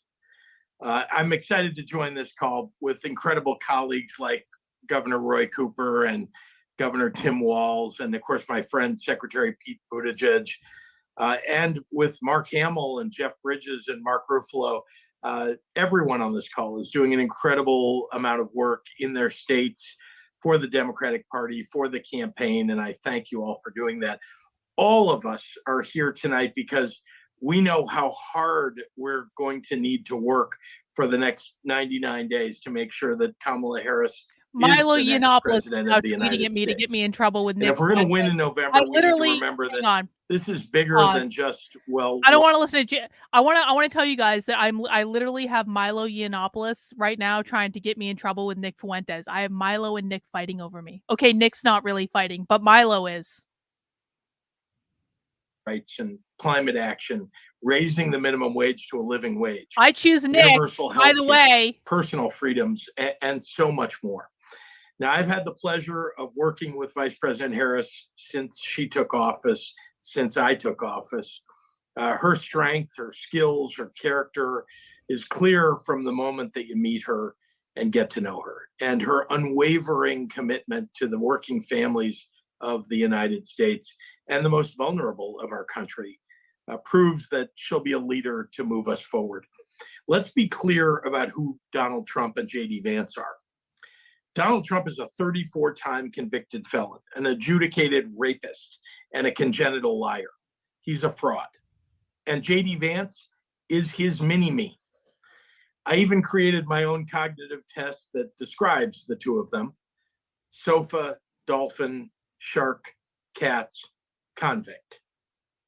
Now, these are two men who are fundamentally unfit for the Oval Office, and the harm that they would do to this country would be irreversible. Trump brags about his role in overturning Roe v. Wade and ending abortion rights. And not to be outdone, J.D. Vance opposes exceptions for rape and incest victims. And he seems completely unwilling to couch his disdain for women. And they won't stop there. A second Trump term would go after IVF and contraception. It would monitor women and their pregnancies. That's what they've promised to do. Trump and Vance want to build an economy that would raise costs for middle-class families while giving tax breaks to the wealthiest and their mega corporations. They would gut overtime pay and workplace protections for workers. If you don't believe me, it's all spelled out in the Project 2025 right-wing manifesto. These next 99 days aren't going to be fun for Donald Trump because there's nothing that scares him more than facing off against a smart, accomplished woman who will call him out on his bullshit. And you better believe that Kamala Harris knows how to prosecute this case against Trump every single day.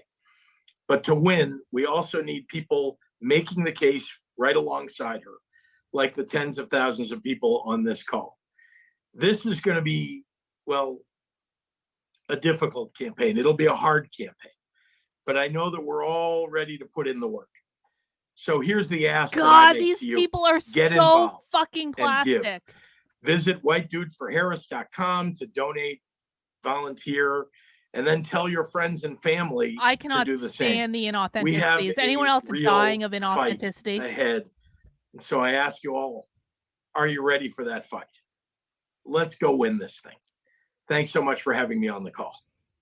Hell yeah, we're ready for the fight. Thank you, Governor. Many folks on this and many folks on the speaking panel, I'm sure are going to be attending and are looking forward to seeing you in Chicago in a few weeks for the DNC convention. I'm so looking And forward maybe to as a DNC. Democratic nominee for VP, who knows? Our next guest is the voice of your child's favorite Disney, one of your child's favorite Disney characters. Shout out to Olaf. And also a very distinguished and award-winning actor in TV, film, and theater, Grammy and Tony nominee and winner, Josh Gad. Thank you. I'm not quite sure how I drew the short straw and went after like all of the leading vice presidential Oh, I know candidates, who this but here guy I is. am. Also, quick observation. They have Kid Rock, Kevin Sorbo, and a dolphin aficionado. And we have And the Hulk Hulk, Hogan. Samwise Gamgee, Luke Skywalker, and Mayor Pete just on this Zoom. That's pretty damn cool. That is actually true, though. I'm a white dude. That much you can probably tell by now. But I also happen to be a father of 2 girls. I have a 10-year-old and a 13-year-old. And I'm not sure if you guys can recall that feeling you had on the night of Tuesday, November 8th, 2016. I stood over my kid's bed and I wept. I wept because I felt like I let them down. I wept because they had the chance and we had the chance. Thank you. Have fun to with Nick. have I hope he's wearing a good female tie. president for the first time in our lives and in the history of this nation. Is Nick wearing a good tie? And instead, That's their sound. It's not mine. we Their put a audio man went in down. office who not only disdains women, but whose own wife can't look him in the eye, whose own daughters seem to want nothing. Nick isn't to even live associate yet. him- to be associated with him. And that feeling of dread and that feeling of fear.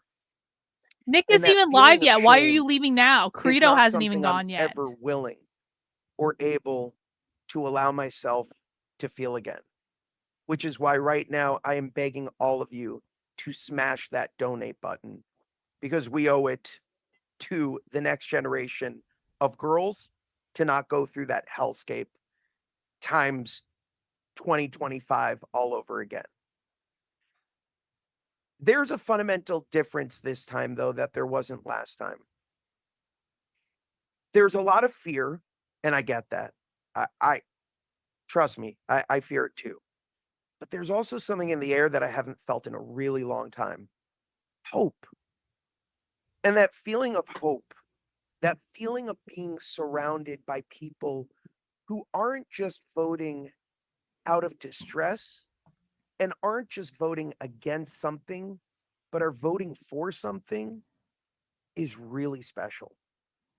It's sometimes a generational feeling, right? We've had a lot of presidents in our lifetimes Yes. that have Yeah, it is. John we've Morgan. elected them Yeah. based on policy. We've elected them based on, this ideology that they have. But here we have somebody who doesn't look like the others, doesn't sound like the others. And she's who not a isn't like the DEI others. candidate at all. She doesn't that's look a like the others, but she's generational not a opportunity. DEI candidate. And that feeling of hope is why I'm on this Zoom. That feeling that I have someone to so fully get behind, to be a cheerleader for, and to imagine standing there on Inauguration Day as I get to sit next to my daughters and listen to our first Madam President speak. That is the thing that I want you all to imagine tonight. That is the thing that has brought us all here. And that is the thing that, unlike last time, we are going to make sure happens. Even if it means we have to volunteer for the next 99 days, I will be there alongside of you guys, making calls, knocking on doors, banging on that glass ceiling until the damn thing shatters once and for all. Love you guys. Let's do this. Fuck yeah, Josh. Thank you. That was awesome.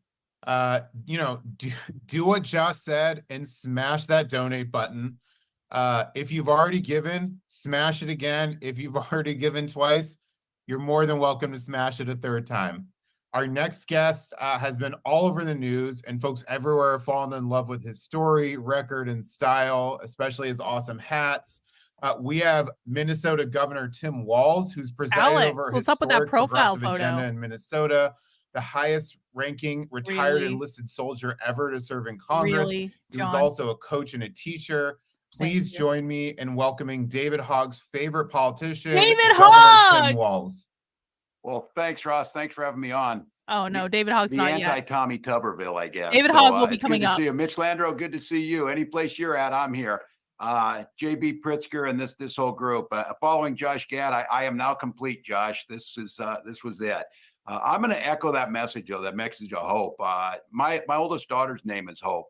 And that's because my wife and I spent 7 years trying to get pregnant, needed fertility treatments, things like You guys, press 1 in the chat if this is better than socialism. Press 2 in the chat if it's worse. 1 in the chat if it's better than socialism. 2 in the chat if it's worse than socialism.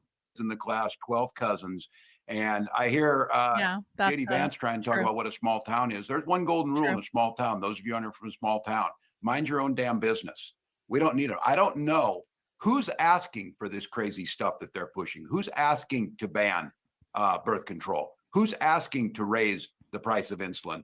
I'm a Legion Club member, and none of the dudes there are asking to cut veterans benefits like Project 2025 does. So look, that's not where Democrats are worse than a rural district. Donald Trump won it by 15 points in 2016 when I won. Those are folks that want a fair shot. We need to point out to this. The reason rural America hurts is because robber barons like these guys have come in there. These are the guys that take money out of our public schools for private schools to give vouchers to people who are already going to private school. They undermine the basic social safety net that makes this country great. So when I hear you on here, I heard Josh talking about hope. That is exactly right. That's what we need. And then coupled with that, because my wife reminds me of this, she said, hope is the most powerful word in the universe, but it's not a damn plan. We need a plan to win. And that's what you guys are doing. That's what smashing that button does. That's what's calling. And again, this is preaching to the choir, but the choir needs to sing. The choir needs to sing. This is our moment. This is not just transformational for one election. This is transformational for several generations. But here's the thing that I take responsibility for. We're not in this alone. The rest of the world needs us to be here. These guys throwing our NATO allies under the bus, the idea that they don't care what happens in the rest of the world, not addressing climate change that's going to impact communities that are less fortunate than anyone else. Those are the things it has to do. We have communities that are going to pay the price because we don't address it. Here's the great news. How often in 100 days do you get to change the trajectory of the world? How often in 100 days do you get to do something that's going to impact generations to come? And how often in the world do you make that bastard wake up afterwards and know that a black woman kicked his ass and sent him on the road? And you know that's something that guy's going to have to live with for the rest of his life. So I got to tell all of you, please, please do what you can. Please talk. Look, I got Florida man as a brother. We all got him in our families, but these are our neighbors and our relatives. And at heart, they're good people. They're not mean-spirited. They're not small. They're not petty like they hear on stage. They're angry. They're confused. They're frustrated. They feel like they got left behind sometimes. But we can get out there, reach out, make the case. And for one thing, don't ever shy away from our progressive values. One person's socialism is another person's neighborliness. Just do the damn work. So I got to tell you, when I see this, it lifts me up. One person's socialism is another person's neighborliness. Again, anti-Tommy Tuberville, this is the first day of football. We're all in this. We're all undefeated. We got an opportunity on this. I want to be standing in that day in November when we're playing for the big one, and I'll take us. And again, keep hammering on these guys. This idea of calling them out for who they are, shrink them. Is he a danger to society? Yes. Is he a danger to women's health? Yes. Is he a danger to world peace? Yes. But don't give him more credit than he needs. He's just a strange, weird dude, as we've been saying. Pick that in the pace. Pick up the work. Do the work. Donate. Call. Talk to your neighbors. Let's win this thing. No regrets at the end of this. Thanks, folks. Thank you, Governor. I see why everybody's so excited about you. with that, while the governor was speaking, I was checking in with folks, and they're telling me that we've I had need another over beer. Does anyone else want a beer? 123,000 people I'm getting a who beer. have tuned in Hang so on. far, and we have managed to raise, and we've now hit $3 million for the God campaign. damn So it. let's keep it going. Let's get that up to 3.5 million. Our next guest is truly one of the funniest folks I've seen. Paul Scheer is an actor, an author that starred in Veep, The League, one of my favorite shows, and Knuckles. He's also an outspoken advocate for democratic causes and one of the hosts of How Did This Get Made, which has won awards for its celebration of real bad movies. Please welcome Paul Scheer. Hey, everybody. I how right am it is for so communism. excited to be on this JD Vance fundraiser. I'm sorry, wait. Oh, sorry, that in an hour. So I'm doing that in an hour. No, I am so happy that we are all here tonight because we have taken the first step to being involved in this campaign. We showed up. We found the website, we clicked on it at the right time, and most importantly, we made time for something bigger than ourselves. And over these next few weeks, we need to continue to show up. And I think it's easier to do that when we're actually fired up. We all know what we're fighting against, but tonight I want to focus on what and who we are fighting for. Because when we know what we're fighting for, we can speak to it. And that has the ability to move people. And that's what we have to do in this campaign. We need to make sure that everyone we know is voting, and we have to tell them who we are voting for. So let me tell you why I am fighting for Kamala. In short, I am voting for a fighter, someone who has been fighting for the little people since she was a little person. I mean, this is no joke. Did you know that when she was 13, the apartment building that she lived in wouldn't let kids play on the lawn? Now, most kids would just go inside and do something else, but not Kamala. She staged a protest and got the apartment complex to reverse its decision. Right? That's the drive. Kamala, Right? a social justice activist since day one. Help people in need that have defined her entire career. Some people, they threaten to take on Wall Street, but she actually did it. During the great financial crisis, when the big banks were only offered $4 billion to foreclosed homeowners in California, she stood firm and she got that number up to $20 billion, from 4 to 20 billion. She stood up for mothers and veterans. She's passed bills to improve maternal health among racial and ethnic minority groups. She has fought for the middle class. She's introduced bills to give tax cuts to the middle and working class Americans, and was an early proponent of universal health care and forgiving student debt. This is their talking Kamala points. has led the They fight just for raised voting $3 million rights. She's been a staunch supporter of small donations. LGBTQ plus rights and has spoken out against discriminatory laws like Florida's Don't Say Gay bill.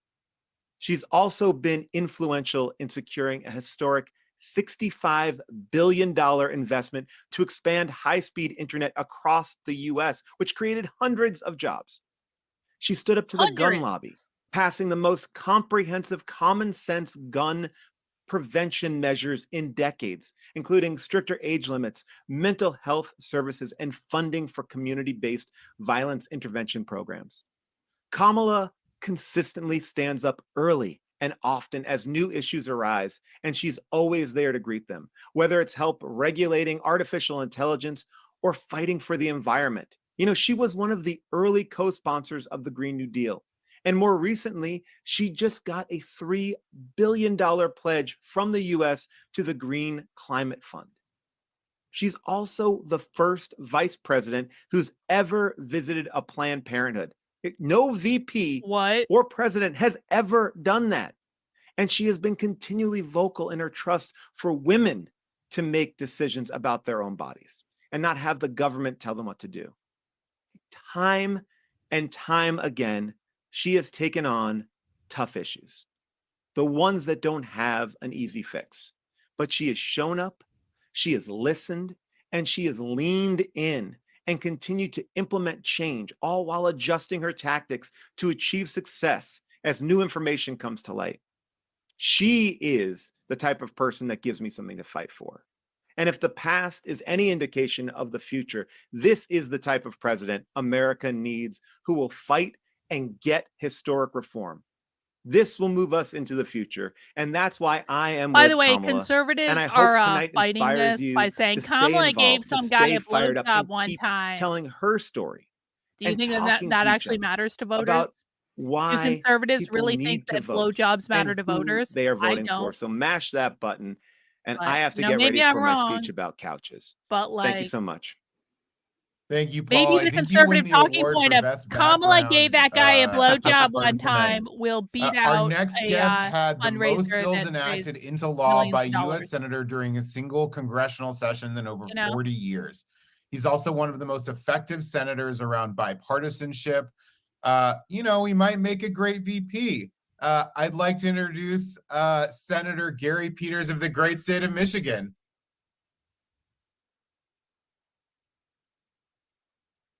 The mute button is still challenging.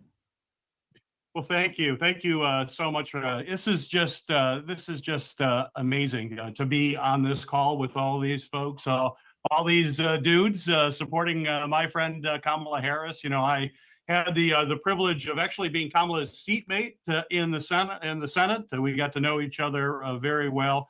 I consider her a friend, and of course, she's a woman of amazing integrity and passion. But before I talk a little bit about that, I just want to take a moment once again just to thank Joe Biden for what he did in passing the torch, and how much we appreciate that. And can you just imagine a president of the United States who puts the country before himself? That is amazing. And it is a clear difference from the guy who wants to be back in the White House, which is why we have to win. The thing that I really appreciate, though, most about Joe Biden was that he was pro-labor. We heard from Jimmy Williams earlier. You know, he's the most pro-union president ever. To me, that's incredibly important, especially from the state of Michigan. Union is incredibly important in my state. People are passionate about the ability to join one. And it's personal to me. My father was a union member. My father-in-law was in the UAW. My mother was a union steward for the SEIU union, and she organized her workplace. She was a nurse's aide, a person who you may be familiar with nurses' aides. They're overworked, they're underpaid, they're underappreciated. But she knew that the only way that she would get ahead was by joining a union. They collectively got together and made that happen. That's what freedom is about. We've been talking about freedom here in this program here. Freedom to collectively bargain, to fight for fair wages, to have affordable health care. And when it's all said and done, after you've worked, retire with dignity. And let's be clear, that's what Kamala Harris is all about. She believes in her soul about the need for workers to be able to join unions. She's been out on the stump recently, talked to a major union. And you compare that, you know, elections are all about contrast. You contrast that to two phonies that are on the other side. Donald Trump, you know, when Joe Biden came into Detroit and walked the picket line with the UAW members, the first time that a president ever did it. You know, I was on that picket line with folks, and they talked about how authentic he is and real, just like Kamala Harris. And what did Trump do when he came into Detroit? He had a rally that he said was pro-union, and he did it in a non-union shop. There were no union members there. You've got J.D. Vance, who basically does a photo op. He's never lifted his finger once for working men and women in this country. And I don't believe you can have a middle class without a strong and vibrant union movement. That's who is in our heart and soul as Democrats, and that's what we're going to continue to fight for. It's going to be a key part of this coalition, and I know Kamala is going to fight to make that a reality. But I just have one last thought. It's about J.D. Vance in particular, about how he thinks about women. And we all love the women in our lives, whether it's our mothers, our sisters, our wives, our daughters, and we worship our loved ones. But what does J.D. Vance think about women? Just think, I just want to leave one idea. Think about this. When he is strongly pro-life. He does not believe that women should have the reproductive freedom necessary for their proper care. And he does not believe that there should be any exceptions for rape or incest? And he was asked in particular about rape. Then what did he think? If a woman was she raped? And she had to carry that baby, what did he think about it? Well, this was the word he used. He said, well, rape is inconvenient. Well, guys, on this call, rape is not inconvenient. It is absolutely catastrophic. To me, that should disqualify Wow. J.D. Vance. It should disqualify Trump, who led to the overturn of Roe v. Wade. And as men, we need to come together and understand This that guy's this is having an all sorts of attack feelings. And against I say that the as a people we woman who's love so much, actually the been women who are raped. in our lives. We have to win this race. We will win this race. This We've guy's got to having come more together. feelings about it than We've I got to do. win in Michigan, my state. I think it's safe to say you probably can't be president of the United States if you don't win Michigan, but you got to win in Wisconsin and Pennsylvania and other states. But this is where the battle is. We've got to dig deep, put every nickel we can into this race that we can afford, get out there and work, talk to our friends, because the future of this country truly is at stake. So thank you for having me on this program. This is amazing to have this kind of energy. We're seeing it on the grounds in Michigan, but we got 100 more days. This is going to be a long slog. Together, we will do it. Thank you. Thank you so much, Senator Peters. That got me real fired up. Our next guest is someone you definitely know because he's Mikey, Rudy, Samwise. This guy only knows how to play the most inspirational characters. But he's also an incredible activist for democracy and has even served on the President's Council on Service and Civic Participation. So he knows a little bit about getting dudes involved. Our next guest is Sean Astin. Thanks, Ross. Now I feel that Senator's passion and upset on that. I think I was 20 or 21 years old, and my neighbor across the street told me he was going to a men's group. And I was like, what? He said, oh yeah, I'm going to my men's group. And I couldn't, like, is it a cult? Like, I didn't, the concept was just, I didn't get it. And then a few years later, my little brother, who was addicted to drugs and alcohol,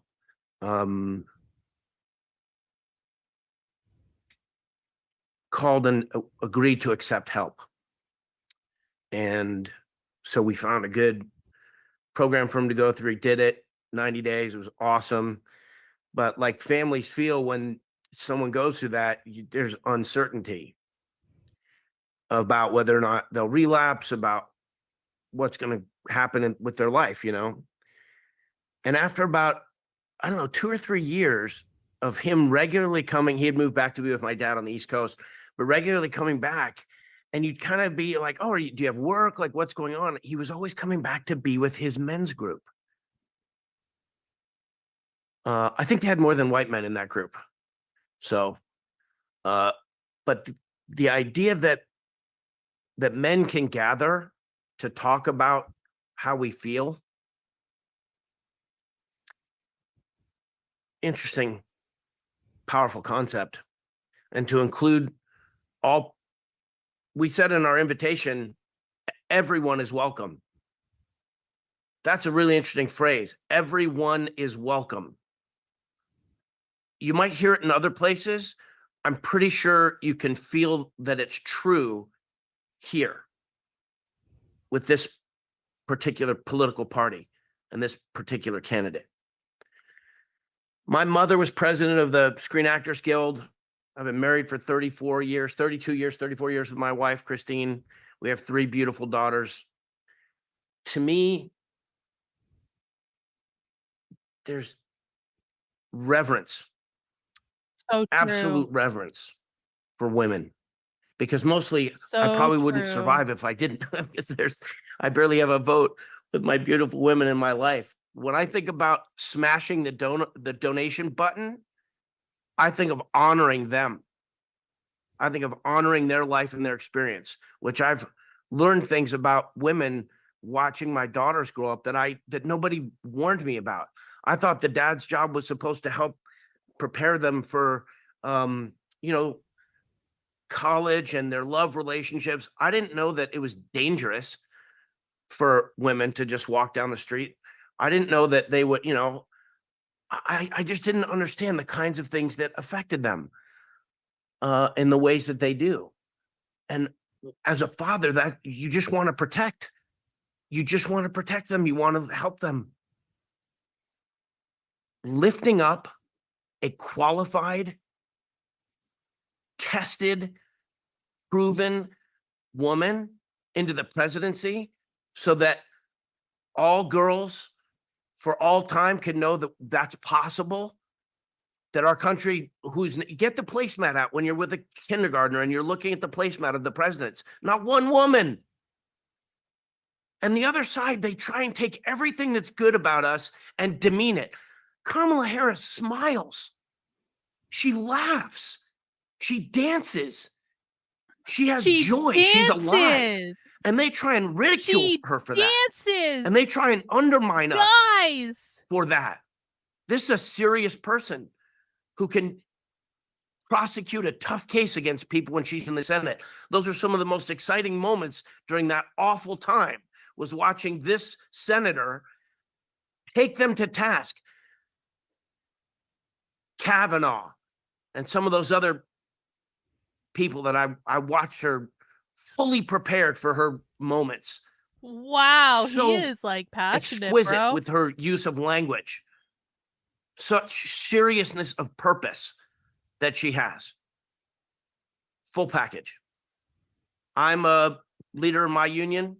I was a delegate and gave a keynote speech 2 weeks ago at the California Labor Federation. What the governor was saying, or the two governors and the senator were saying about Kamala Harris being a part of the labor movement. These people were 750 labor union leaders in California blew the roof off the place talking about Joe Biden and Kamala Harris. $40 billion bailout of a retirement fund for the Teamsters.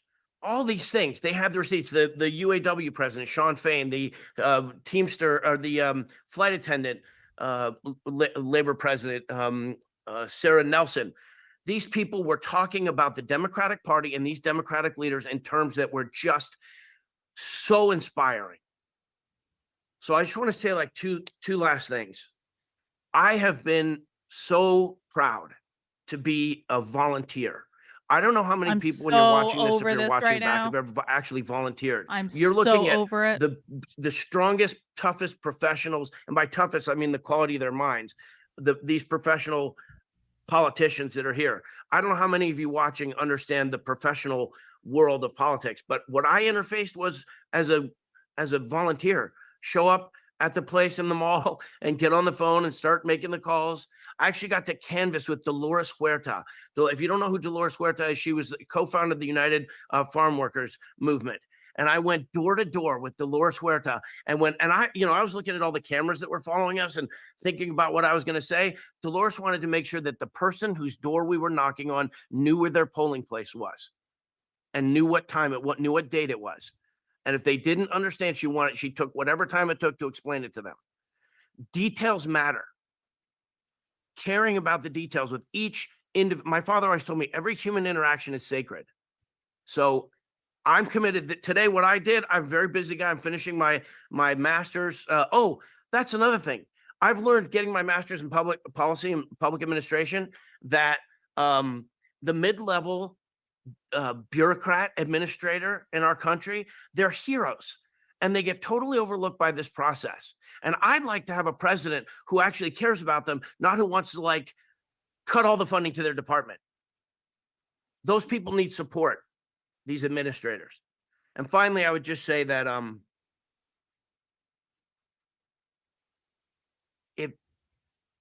you said it, Ross, at the beginning. You talked about loneliness. You talked about loneliness, the loneliness crisis in America. I go and I give speeches on mental health all over the country. And what all the mental health professionals that I've been talking to for the last 3 years are saying is it was anxiety as the number one thing, and now it's loneliness. When you're volunteering on a presidential campaign, there's actually such community and such deceptive loneliness. Because you spend a full day knocking on doors and you go home and you sit at home and all of a sudden you think, what was that expenditure of energy? What did it mean? Who knows about it? Who cares? every single person who will be positively impacted by the policies that get passed because you put in the effort when maybe no one else noticed it. That's who cares. Thank and you you, may never see them. Eberific. I appreciate you. Solidarity. That's it for now.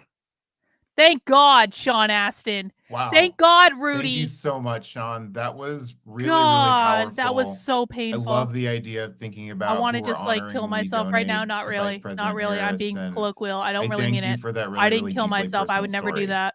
Our next guest knows a lot about tough elections and taking on Donald Trump. We have Congressman Adam Schiff here, who's represented Oh California's God, I was just 30th gonna district pee, but now since Adam Schiff is coming 2001. up. Oh no. During the Trump years, Congressman Schiff was the lead I'll have to impeachment pee after managers Adam on Schiff. Trump's first impeachment. No, I'm just And kidding. I'm he's going real running to quick. be I'll be the right next back. senator from California. Please welcome Congressman Adam Schiff. Ross, thanks so much. Great to be with all you dudes. And it is just wonderful to see the incredible excitement just over the last week and a half, this outpouring of enthusiasm and sudden interest in engaging and getting involved is really going to carry the day for us in November. And so I'm just thrilled to join you. And please go ahead, interrupt my speaking, press that button, take time to press that button, smash that button, contribute, make sure you do your part, as we're all trying to do to make sure that Kamala Harris is successful in November. I just want to take a moment to share a few thoughts on what's at stake here. All of us on this Zoom grew up in the post-World War II period when we I'm like saw the around the Flash. world Lightning fast. new democracies being born. We saw walls coming down. We Don't hold saw it against freedoms me. expand at home and abroad. We saw the ability to freely associate with whom we would, practice our faith, love whom we would love. And we came to believe that this was somehow inexorable, like a law of gravity, that the world was ever democratizing, ever becoming more progressive and liberal, only to discover, much to our shock, that there's nothing inevitable, nothing inexorable about this. And in fact, that every generation, as it would turn out, has to struggle to preserve democracy. Thank God we don't have to go to war like our parents or grandparents' generation had to. Thank God that all we need to do is get ourselves to the polls to make sure that we get out and vote, that we get our neighbors out to vote, that we get our kids out to vote, that we participate in our democracy. We are all going to have to answer to the generations come after, what did we do when our democracy was at stake?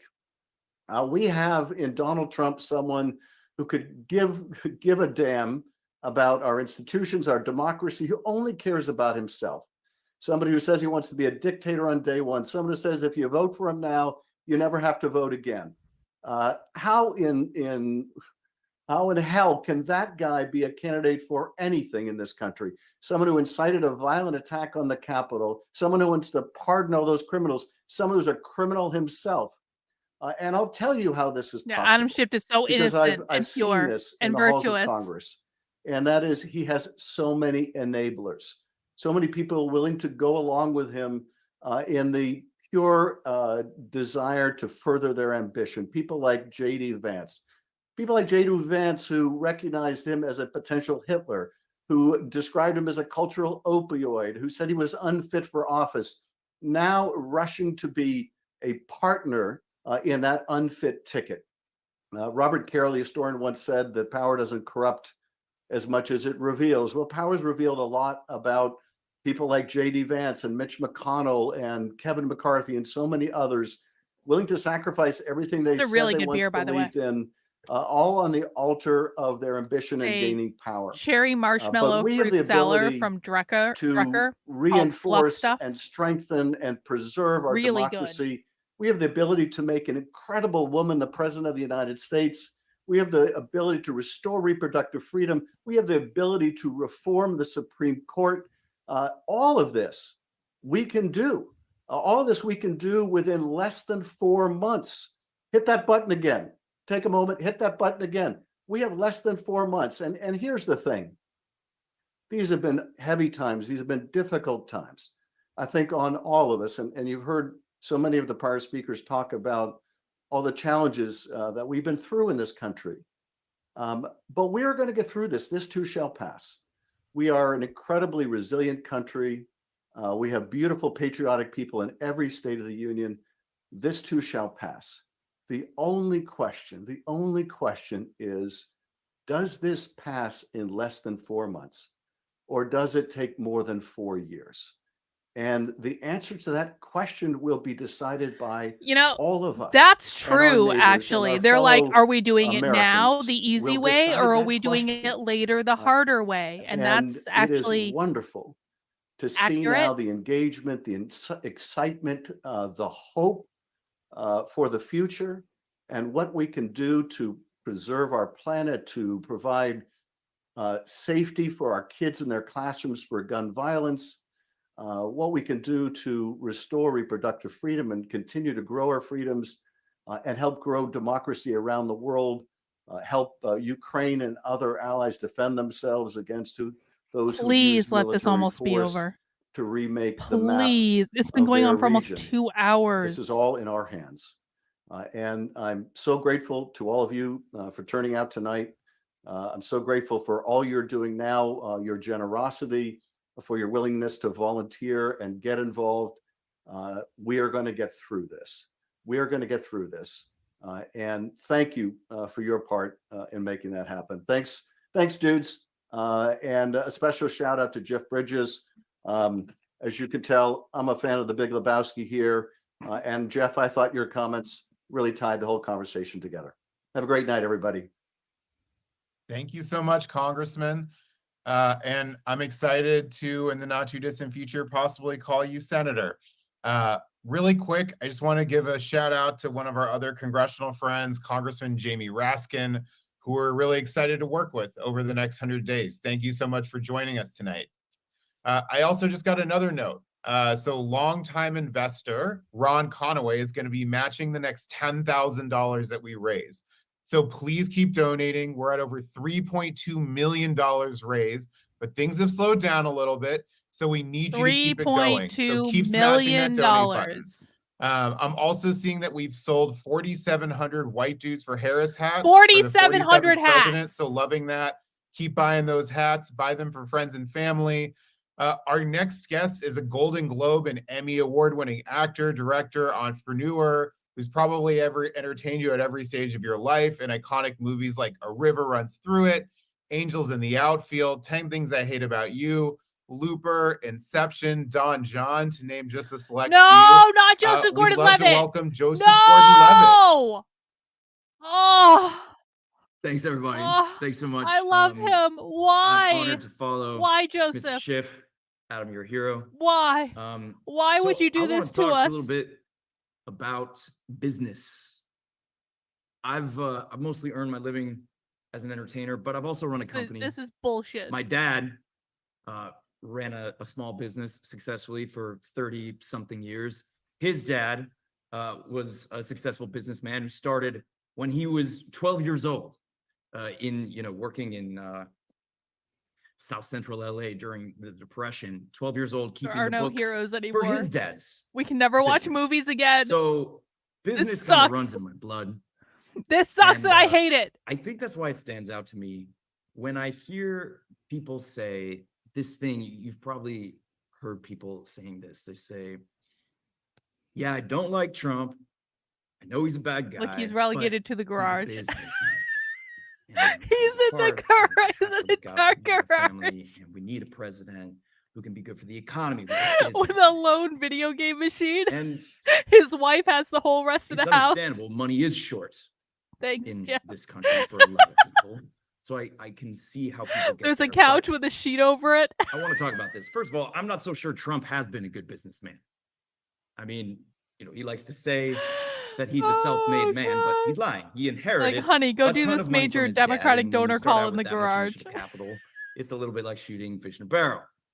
But even if he were a successful businessman, which I'm not sure he has been, I think there are pretty much two different types of successful business people in this world.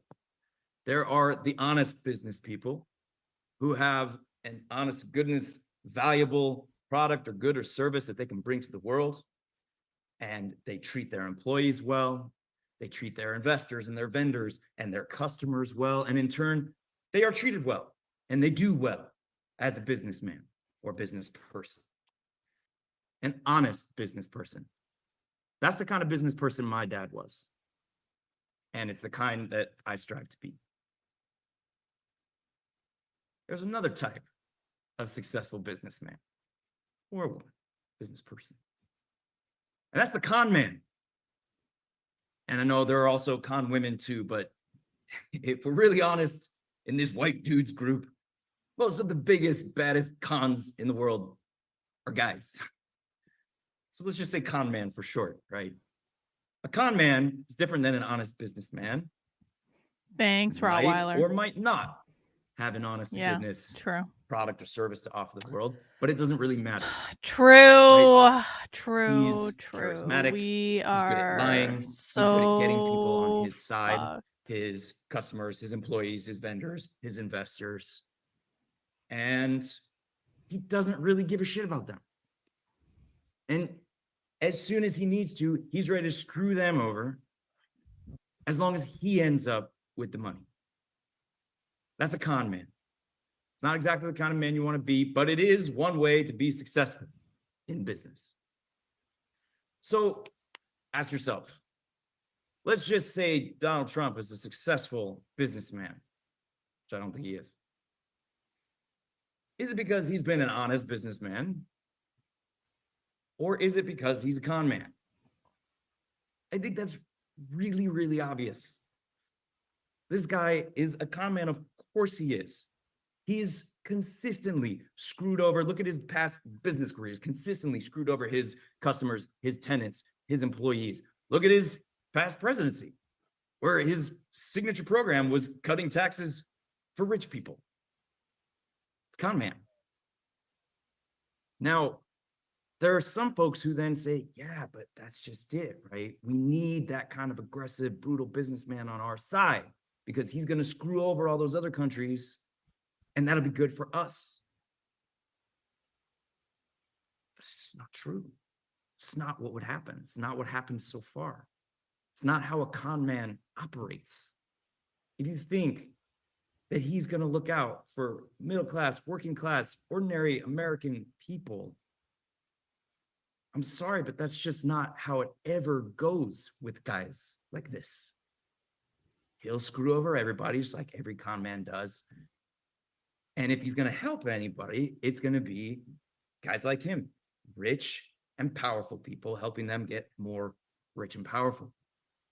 It's just not going to actually add up to helping ordinary Americans with whatever money troubles they're having.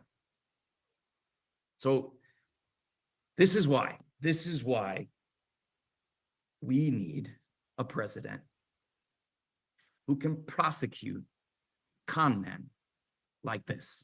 Wow. This is why we need Kamala Harris for our president. And this is why I am supporting her. So here's what I would like you to do. Besides, as everyone has reminded us, and it's so important to hit that donate button, because that's some tangible difference you can make right now. But in addition to that, find one friend of yours. I bet you have at least one friend who you've heard this from, who you've heard say, no, I don't like him. He's bad. He's disrespectful. He says bad things, but he's business. I can never watch this guy's movies again. It's ruined. Have a It's done. conversation with them. Just dig a little deeper. It's See done. what's underneath that. It's Because I think if you actually spend unfair. any time thinking about it, not just sort of impressed by how he looks rich. I think he's a You good actually actor think too. about it. Is this guy going to really help any Americans with their money troubles? I think it's really, really obvious that he doesn't put America first like that, no matter how often he likes to say it. Guy lies, puts himself first. That's what he does. That's what a con man does. So that's it for me. Thank you. Let's go, Kamala. Oh, Thank you so much God, for he that. ruined Really everything. appreciate it. All right, everybody, we've got to get to $3.5 million in the next 15 minutes or so. We're at we're around 3.3 right now. So hit that donate button. I've got my phone right here. I'm also going to give $25 or whatever I can, whatever you can right now. Give. We also, I just saw literally came into my inbox 1 second ago that we just hit 150,000 people on the stream tonight. So thank you so much, everyone who's been on. Thank you for your support. Please keep sharing this out with folks because we've got amazing speakers to come. Our next guest is someone who's very important to me. He's a dear friend, one of the best organizers I've ever known. George Goehl has been organizing rural communities and has taught many of us what we know in his book, The Fundamentals of Organizing. George is a Midwesterner who has been organizing for decades. He's the former executive director of one of the largest organizing networks in the country, People's Action, and wrote the book for organizers. Please welcome my dear friend, George Goehl. Hey, Ross. Thanks for having me. Thanks for your leadership and courage pulling this together. A very big deal and big move. I've spent 30 years organizing working class people to come together across race and win. And there's one candidate in this presidential election who stands for working class people, and that's Kamala Harris. I grew up in southern Indiana, in a really white part of the state. And one of the towns we lived in has been so devastated by plant closures that literally every single storefront downtown has been closed. And just down the road a few miles, the same story. Why do you think that is? 192 people who were Why struggling do with you addiction think in the a stores 4,000 are closing, person town bro?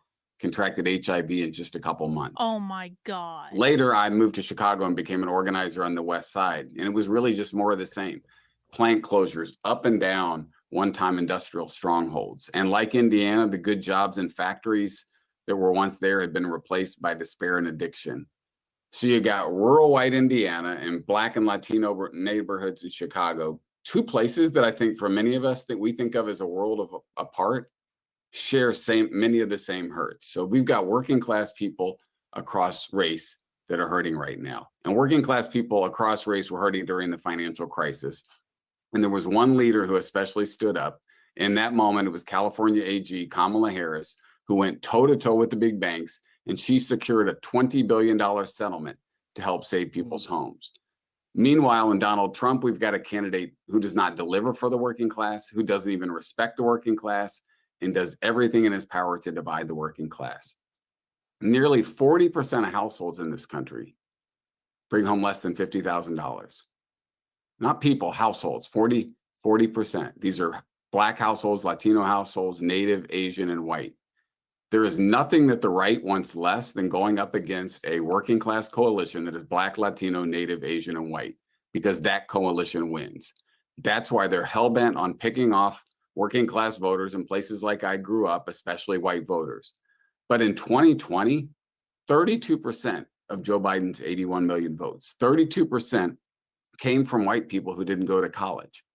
Working class white people were a big part of the coalition that defeated Trump in 2020 and are going to be essential to doing it again in 2024. So I just say to all the white dudes on this call, be organizers, go organize your family, go to your friends, your coworkers, your neighbors, and talk to people and have hard conversations and make it clear who's going to show up for the working class. Thank you.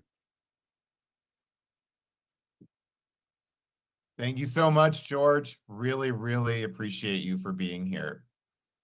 Our next speaker is a legendary legislator who has left a historic mark on Congress over his 42-year career as a representative. Congressman Steny Hoyer is the most senior member of the House Democratic Caucus, representing Maryland's 5th Congressional District, and it is my honor to welcome the former House Majority Leader, Steny Hoyer, to speak. Hi, Ross. Thank you so much for including me. This has been so inspirational for me to hear all these people talking about why this election is so important. And, I'm going to call this White Dudes for America. Oh, my and God. Therefore, they are white dudes for Kamala. Because Kamala supports this country, its constitution, its declaration, its principles, and its This is never going to be over. We're And stuck. that's why We're in a trap. We're in like a wormhole or something that support keeps Kamala replaying. We're Harris in Groundhog for Day. America. and for American people. Last week, Vice President Harris shared her vision for, and I quote, a future where every person has the opportunity not to just get by, but to get ahead. And that's what she stands for, and that's why we're for her. She needs our help, however, to deliver on that vision.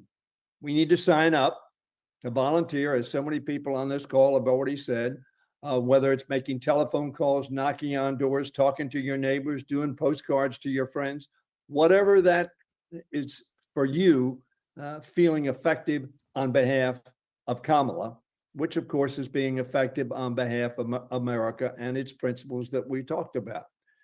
You can contribute by going to whitedudesforharris.com. And by the way, Ross, I've been listening to everybody, and I listen to those folks who are going to donate $50,000 and match others who contributed. Well, I'm going to match one of those 50,000 because it's for our country, not just for Kamala. Kamala is a way we make our country's values real and to keep them in place. This is a historic moment that testifies to the strength of American democracy and to our unity and determination to protect that democracy. So critical to my 3 children, my 3 grandchildren, my 4 great-grandchildren, my wife's 10 grandchildren. That's what this election is about. Joe Biden is absolutely correct when he says this election is about the soul and of America and the character of America, led by, or we're opposing a person who has neither soul nor character. It is crucial that we stand behind Vice President Kamala Harris in that effort. Whether as a prosecutor, California State Attorney General, United States Senator, or Vice President of the United States, she has shown herself to be of somebody of character for the people. And she has, with Joe Biden, not just promised things for the people, an agenda for the people, a vision for the people. She has delivered for the people at a time of great crisis in their lives and their families and their jobs caused by the pandemic. She and Joe Biden stepped up to give help where it was needed. She, along with Joe Biden, didn't promise, as the previous president did, that they were going to deliver infrastructure dollars, investment for the people every week, every month, They're every giving year. you the talking points. Never did they do They're it. telling you Joe right now. Biden and Kamala Harris delivered an agenda that is creating millions of jobs over the next decade. And then they delivered on science and chips so that we would be competitive in the 21st century and have the kind of assets that we need to create an economy that gives people a quality of life that they want. She's a staunch defender of our democracy and our values of as Americans. One of the most important values the Republicans talk a lot about, but don't deliver, and that is freedom. As a matter of fact, freedom to Republicans is what they want you to do. Freedom for Democrats is what you, the people, want to do. I'm confident that she will lead us to the triumph over a Republican candidate determined to undermining our democracy at every turn. As so many on this call have said, who better to beat a convicted felon than a former prosecutor? Who better to campaign against a man whose only major policy accomplishment was cutting taxes for the wealthiest in America, and someone who has spent the past 4 years, as I've just said, investing in America and investing in Americans and their families? Who better to counter a voice of division, demagoguery, and discord than a voice who speaks for unity, civility, and truth?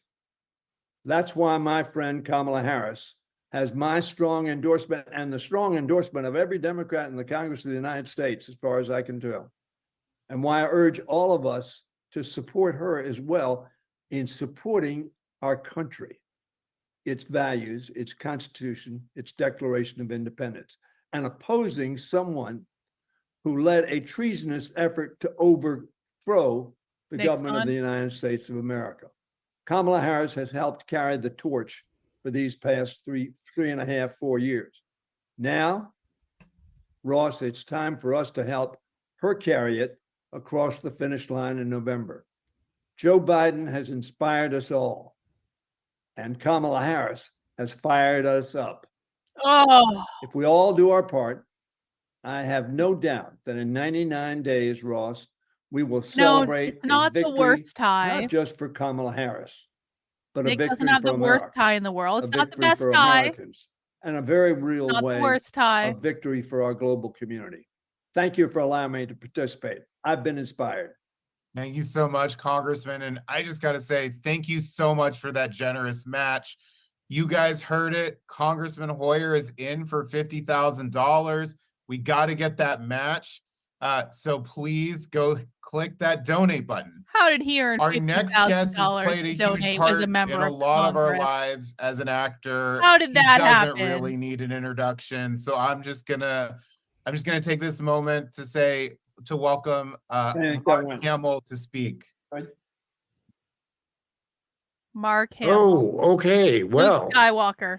listen, I'm here for one reason, and that is the Biden-Harris administration was the most successful legislative administration first since LBJ in 2 years. Now, in 3.5 years, the most legislatively successful administration since Franklin Delano Roosevelt. They always say this is the most important election of our lifetime. I've heard that, since I first voted in the 70s, but never has it been more true. When I think one thing about Trump is he tells you what he's going to do. He takes credit for getting rid of Roe v. Wade and said everybody wanted to get rid of Roe v. Wade. So when I meet people, I'm a working actor. I think more recently, I'm much more like a professional selfie taker. I take selfies all the time in the airports, in the supermarkets, on the streets, always selfies. And I ask them, you don't have to tell me who you're going to vote for. Are you registered? That's the most important thing. I saw a statistic, it was on the internet, so take it with a grain of salt, that 40 million registered Democrats didn't vote. I blocked in 2020, Human Centipede. They can go. Which is astonishing. They're trying to create drama with I Milo. tell people, go to iwillvote.com. It's very simple. You can go to their website. You can find out where your polling place is. You can get access to mail-in ballots. But you've got to vote. You've got to vote. And I'm going to keep my remarks short because I've agreed with pretty much everything that has been said in the last couple of hours. But it's just so important. It's what I tell people is you don't have to read all 900 pages, but Google Project 2025. It's more terrifying than anything that Edgar Allan Poe or Stephen King ever wrote. The idea of firing 50,000 civil servants and putting in loyalists. That's a great idea. The prerequisite is you have to believe that the 2020 election was stolen. It's just unthinkable that great idea.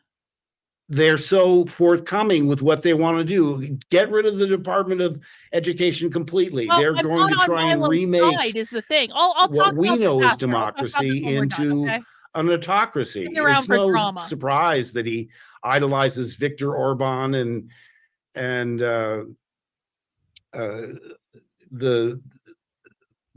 the dictators of the world. That's what he yearns to be. Again, he said it out loud that he wants to be a dictator from day one.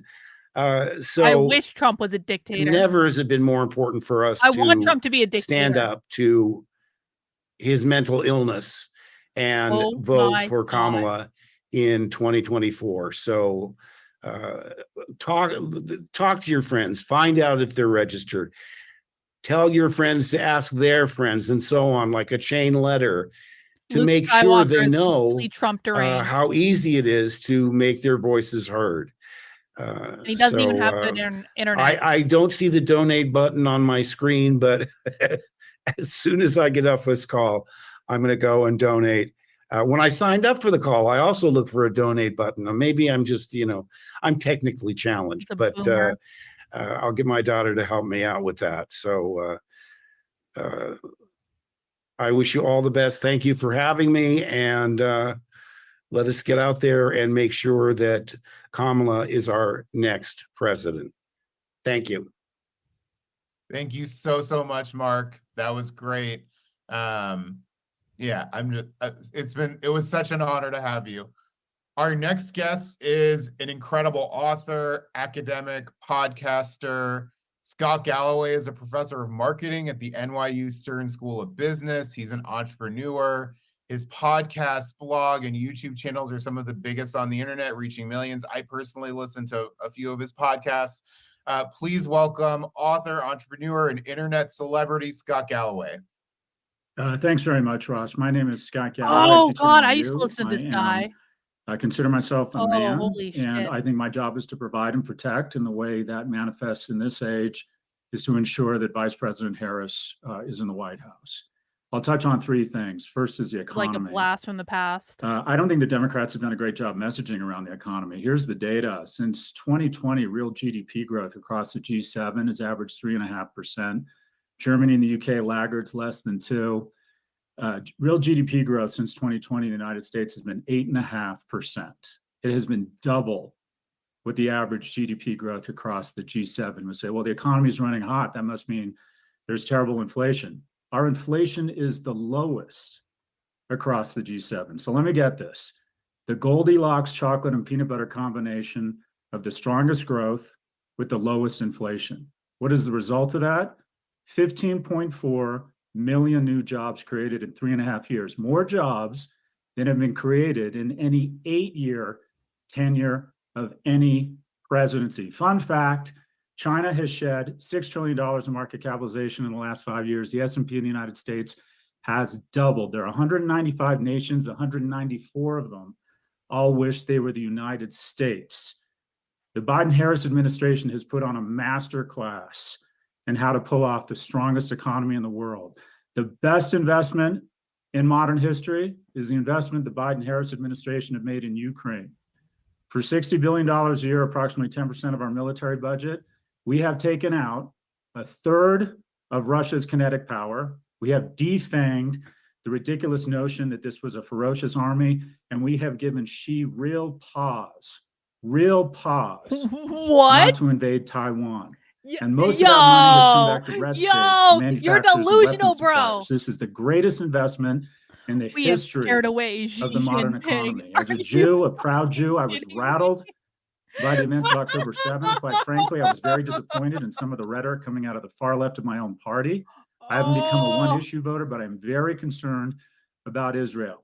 And here's the bottom line on We've never got Biden-Harris concerned as about it relates Israel. to Israel. Okay, great. No Yeah. one has been a more Good. steadfast ally of Israel than Biden-Harris. Oh, Within my days of God. October 7th, the Hamas was hoping to inspire a multi-front war. The Biden-Harris administration immediately deployed 2 carrier strike forces and told Iran and its proxies to sit the fuck down. Nobody We are so has been fucked. stronger on Israel than Biden and Harris. And all this tough Really? macho talk about the notion that finish the job. Well, guess what? In addition to winning this war, which we will, we need an enduring, lasting peace. And who do you trust to figure out the nuance and the diplomacy of a lasting peace in the Middle East? No one. Secretary Blinken, Secretary Austin, No one. and President Harris. This is how we Zionists get an enduring Ugh. peace in the Middle East. Finally, I raised 2 boys. Oh, I should say I'm raising 2 men. Whether we want it or not, the president is the premier role model for young men and women around the world. I am entirely certain a President Harris would never mock the disabled. I'm even more certain Neither did Trump. that a President Harris would not have sex with a porn star and then try and cover it up illegally with She campaign sucked funds. the I'm cock of a guy that was entirely like 30 years older than her sure. that was married.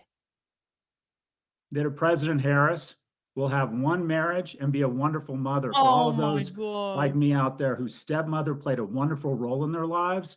She is a wonderful mother.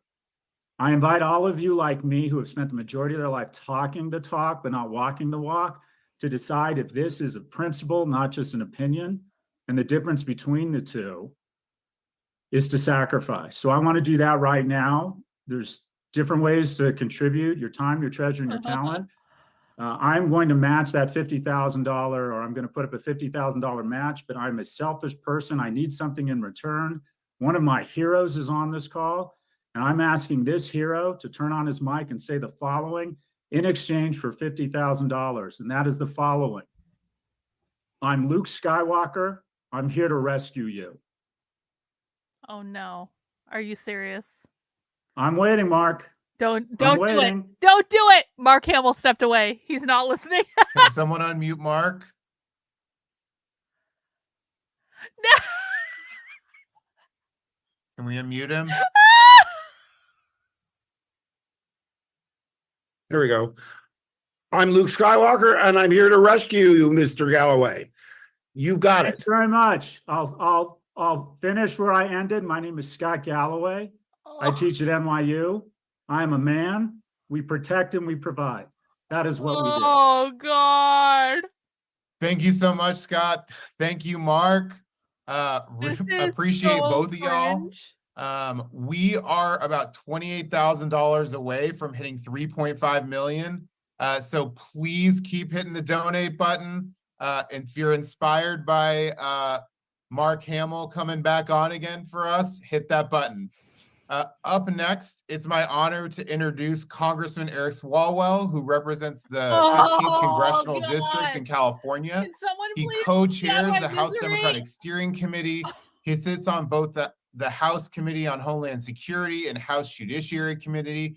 Representative, thank you so much for being with us Oy tonight. vey. It's all you. Oy vey My indeed. pleasure, and really thank all of you What for, is wrong with his for nose? doing this. I represent the East Bay. That's where Kamala Harris grew up, but I'm a son of a cop. It's I'm a getting brother worse. to cops, and when I worked in the We're gonna same be here prosecutor's forever. office where Kamala got her start, I worked with Socialism cops. did not prepare us So for I this. know tough, and you know who's tough? It's Kamala Harris.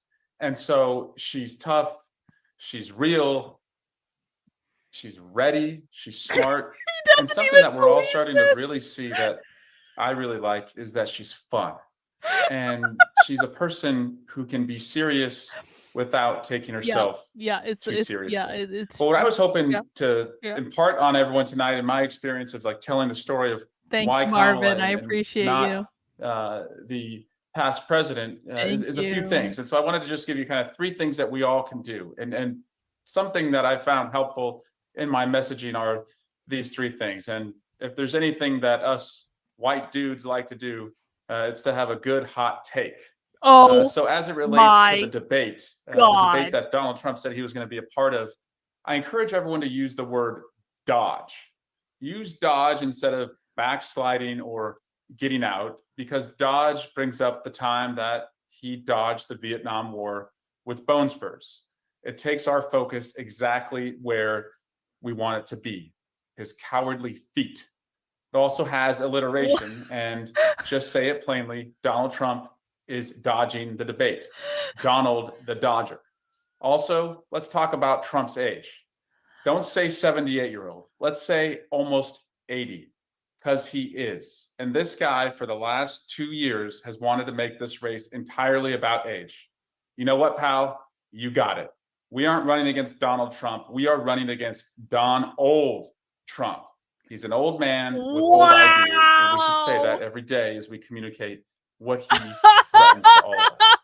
And finally, in your messaging, as you talk to neighbors, as you knock on doors, and I don't want us to forget about knocking on doors. We can put our hot takes out there on social media, but nothing beats, especially in the swing states, eyeball to eyeball at someone's doorstep, making your case. And so my first rule always in messaging is tell me a story or bore me. Tell your story as to why you're supporting Kamala and why we can't have Trump. I'll tell you, from being a prosecutor and seeing people come through the district attorney's office, Donald Trump bragging that he's going to beat Kamala Harris so easily, I've seen other people think that. Other sexual predators and rapists think that. So to Donald Trump, I say, if you want to find out how this movie ends, you should go ask them, but you're going to have to go to a prison to do it. So bring your own story and personalize it to you. People like to repeat something that made them smile. So tell me a story or bore me. Finally, I think about my three little kids and what we can do to make sure they don't have to suffer the real consequences of Donald Trump. Recently, I walked in a parade in my hometown of Dublin, California, and we always pass out rubber duckies in every parade. It was the first parade that I asked my children to join me. And so I had my 7-year-old and my 5-year-old, they're working the parade, they're passing out duckies. And my 7-year-old Nelson walks up to a little girl to give her a little rubber ducky with the campaign logo on it. And as she hands the girl the ducky, this older guy standing behind her, who I think is probably her dad, looks at my son and he says, "We're for Trump." And my son looks at me and then he looks back at the guy and he said, "Who's Trump?" And I think that is what is really right in front of us. We have a chance to make sure that our kids never, ever know or live through the worst policies Oh of yeah, Donald that Trump. definitely happened. For the rest guys. of us, That sure, absolutely we won't happened. be able to forget 100%. what Yep. he's done, but we can really save our children. But I also want you to know that we can talk less and less about Donald Trump. We've had MAGA idiots and violence for so long now. You may think that that's going to be with us forever. We're wrong. It won't be. He's had an evil charisma and a 14-year-long political ad in the television show that he ran. But I promise you, if we beat Trump in November, we will finally have extinguished this MAGA madness forever. Because you can't just be an asshole and ride to be the GOP nominee. If you don't believe me, just ask Ron DeSantis. So let's do this. 99 days to go, dudes. Let's have some fun, though. And something I learned in sports growing up, the team that always has the most fun wins. And I'm having a lot of fun tonight. 99 more fun days to go. Thank you all. Thank you, Congressman. Let's go. Also, offline, I'd love to find out where you got that shirt. It's awesome. Our next guest as a scene stealer in Lioness, House of Cards, Jack Ryan, in almost 30 years as a successful working actor. And though he often plays a villain, he's an all-around good guy, is active in supporting services for our elders, making our country better. Through his advocacy, he's been able to ensure critical legislation to help give older adults and caregivers the support they need in their communities across the country. Please help me wish a warm welcome for actor and activist Michael Kelly.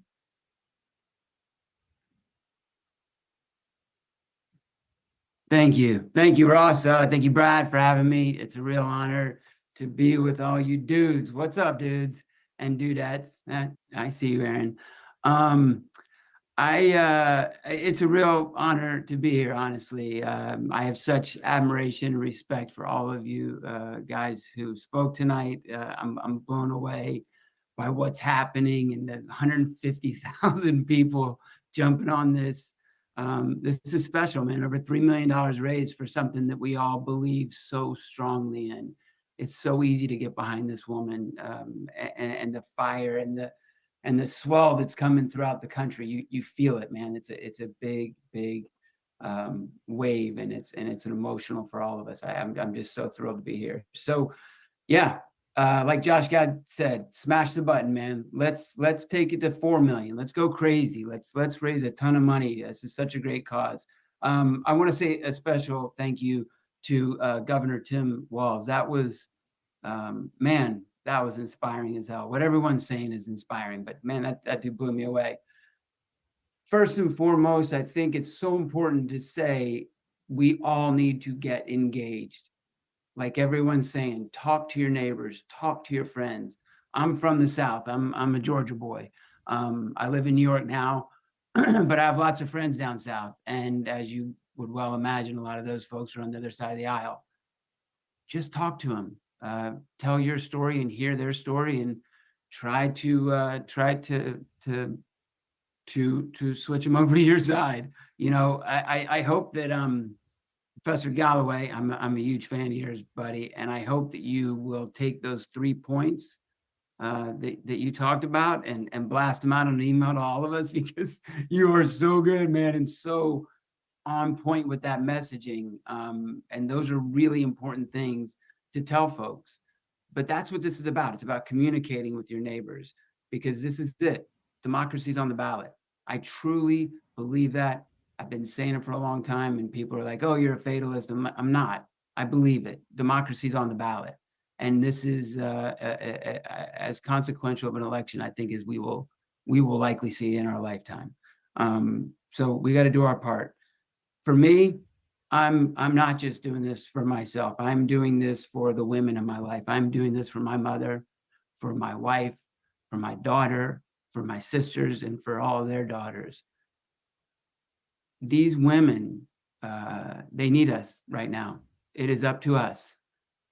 They're going to be there on the day. It's up to us to be there. And it's up to us to get other white dudes to be there. Because like everyone said earlier, it's the white dudes who let us down in 2016. It's the white dudes who typically let us down there. It's up to us, man. We got to get out there, and we got to talk to our brothers, and we got to get the message out. This is too important. So that's all I got to say. I like the selfie idea too. I'm sure I don't take nearly as many selfies as you do, but I take a fair share of selfies, and that is a fantastic idea. And I'm going to take that, Mark Hamill, and I'm going to use it every single time. You said it, iwillvote.com. That's what every person who takes a picture with me will hear me say from now on. So let's get out there, brothers. Let's do this, man. Let's come together and Let's get do it, fired up, guys. man. I love you all. Thank you so much for having me. It's a real honor.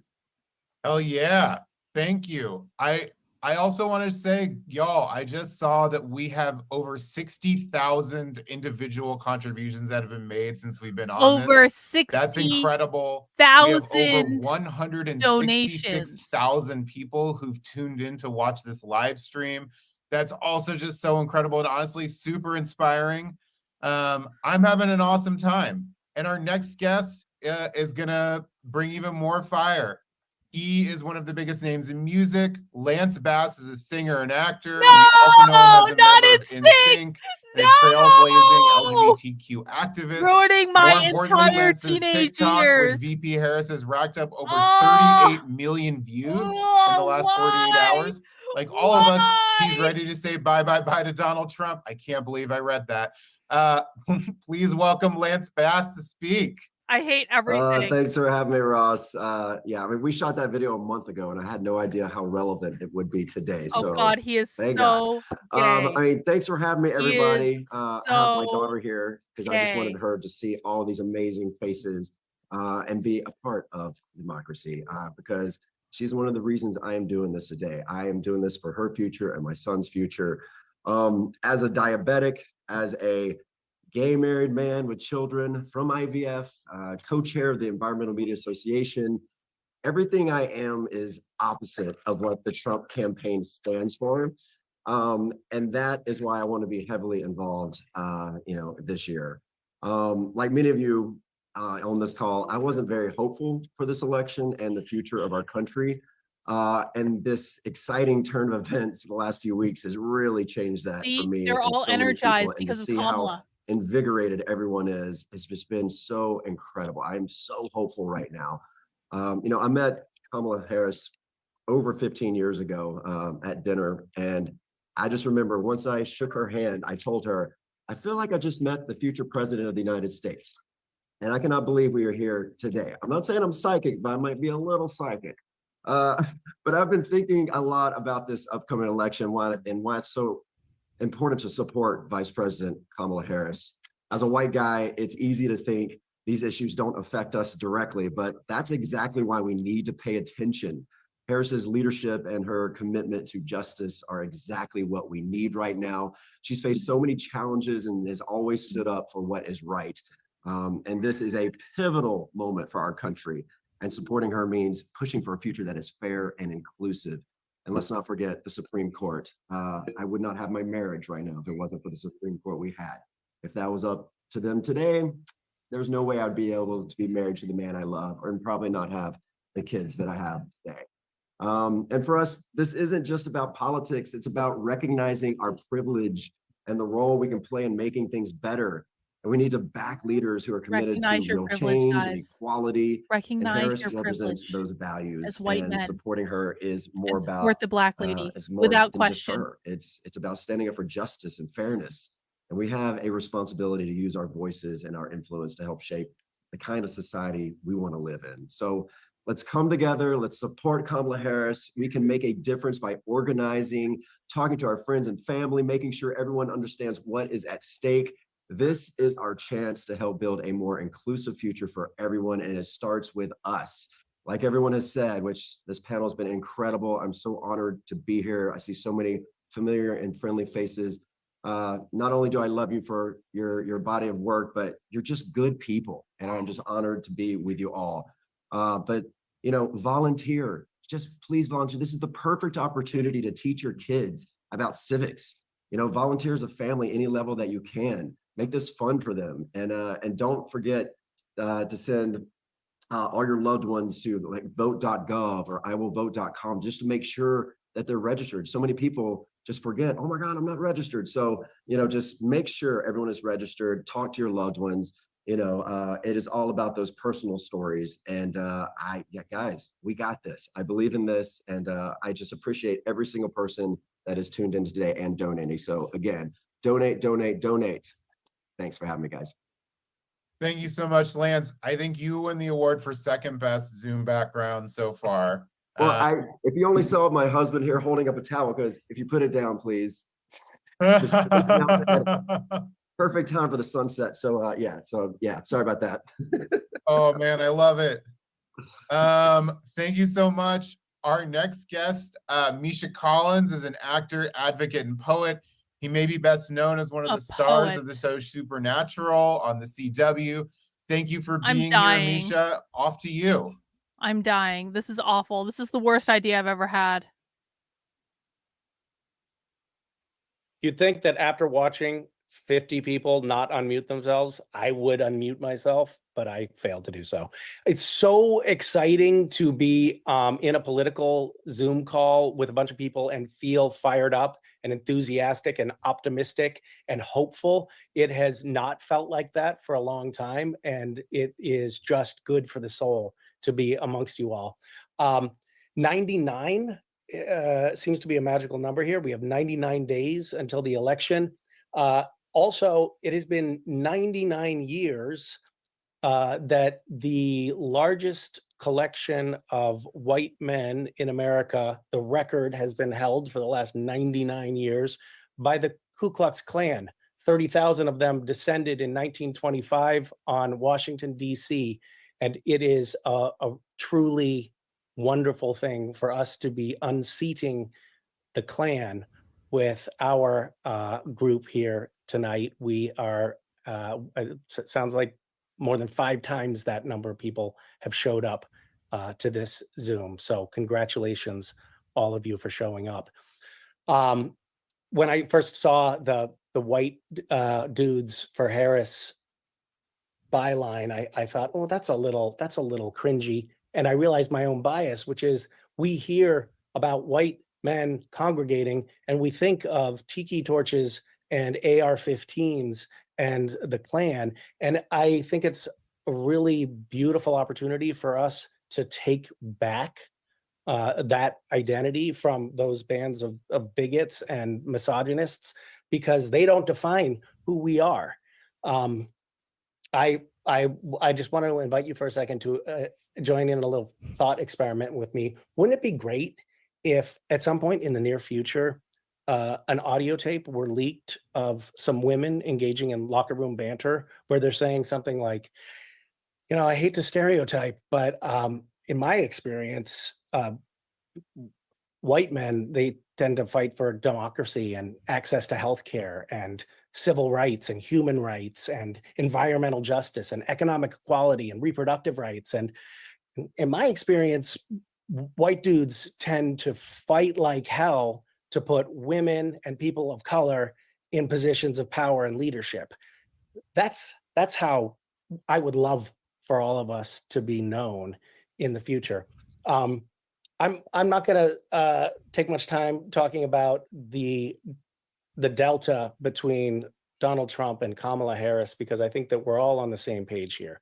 We all know how high the stakes are here.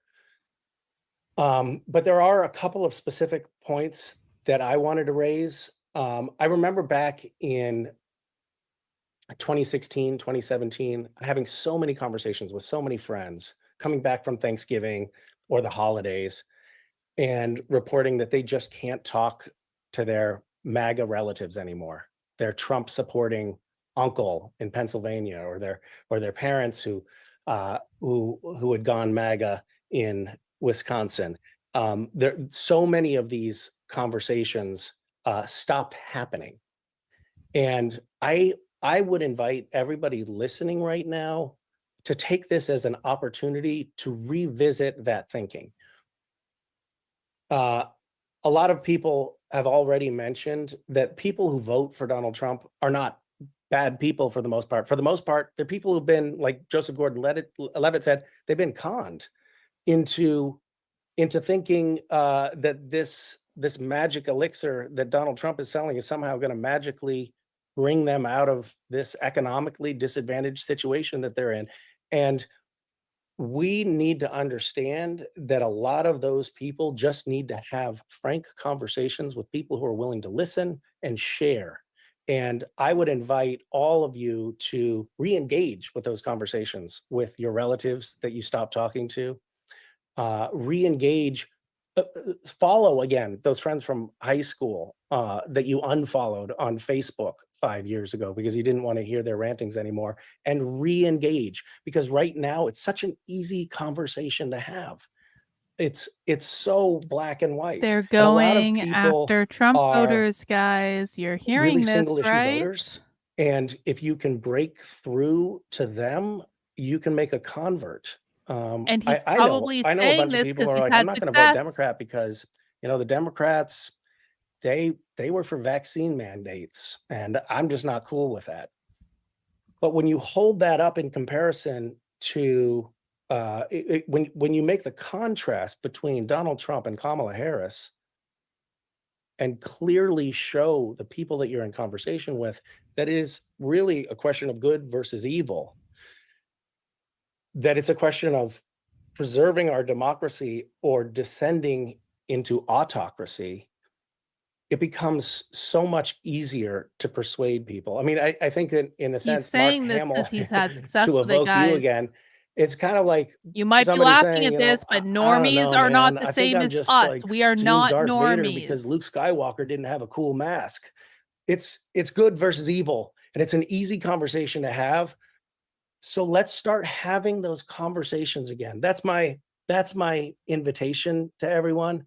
I know it's the most If powerful tool that Republicans we and have in our conservatives and arsenal. Trump voters don't start And taking this seriously, and one it's more going to be your own damn fault last when you invitation lose. here. I hope you Probably understand most that. of you who are on this call have already You are donated, not normies. but really reflect. Can you afford to donate any more? Because it will be the best Oh my investment God. that you Trump can possibly voters are going to make. lose this An election on their investment own through in their the- own in fucking the hubris. Harris presidency That's is just the a best fact, investment man. you could possibly make, and the That return is on just those a dollars fact. will be Yeah. I know innumerable. you don't care if you lose. That's Thank you why I'm all. not voting It's for such your an honor to guy. be here. You don't care if you lose. I know. Believe me. I Thank you understand. so much. It was really, Oh, really good yeah? to have You you just got on. permanently banned. Goodbye. And You thank shut you up. for the impassioned plea at the end. We are at a little over $3.5 million raised. If 40,000 folks on this call donated $20, I think that math works, probably I think $25, we can get ourselves to 4.5 million. So help us get there. Please don't check my math. We're just going with dude math right now. Our next guest is a former United States Senator, Doug Jones. He, as a U.S. attorney, he took on the Klan and he won. And in 2022, President Biden tapped Senator Jones to help shepherd Justice Ketanji Brown Jackson's historic nomination to the U.S. Supreme Court through the Senate. Senator, we're so excited to hear from you. This Thanks, Ross. is the most I fucking appreciate it. Now, painful I thing I've want ever to, sat before through I in my get to what I life. was going to say originally, I think here's the breaking news that I know it's late, and y'all may have missed this, but this is breaking news, and it's worth that $20 for all of you. The breaking news is Luke Skywalker is technologically impaired, challenged. That is New York Post kind of shit, guys, and that is worth a lot of money. Okay, so donate right now so that the guy who saved the galaxy can get some technology lessons. All right, so look, I know it's late, and I appreciate everybody that's on the call and that's been on the call. I really appreciate it. The lineup of speakers has truly been remarkable. I'm not going to spend any time talking about my friend Kamala Harris, who I had the honor of serving with, who was a big buddy. We used to cut up. She's just an incredible person. You're here tonight because you know Kamala. I'm not going to talk about how weird J.D. Vance and Donald Trump are and how they're a threat to democracy. You are here because you know that. And you've heard incredible speakers outlining time and time again all of the things. That's why we are all here. I want to go back to something said earlier by Josh Gad and Mayor and Governor Walz, and that's about hope. In the last week, folks, in the last week, the enthusiasm that we have seen from one end of this country to the other is absolutely a manifestation of hope.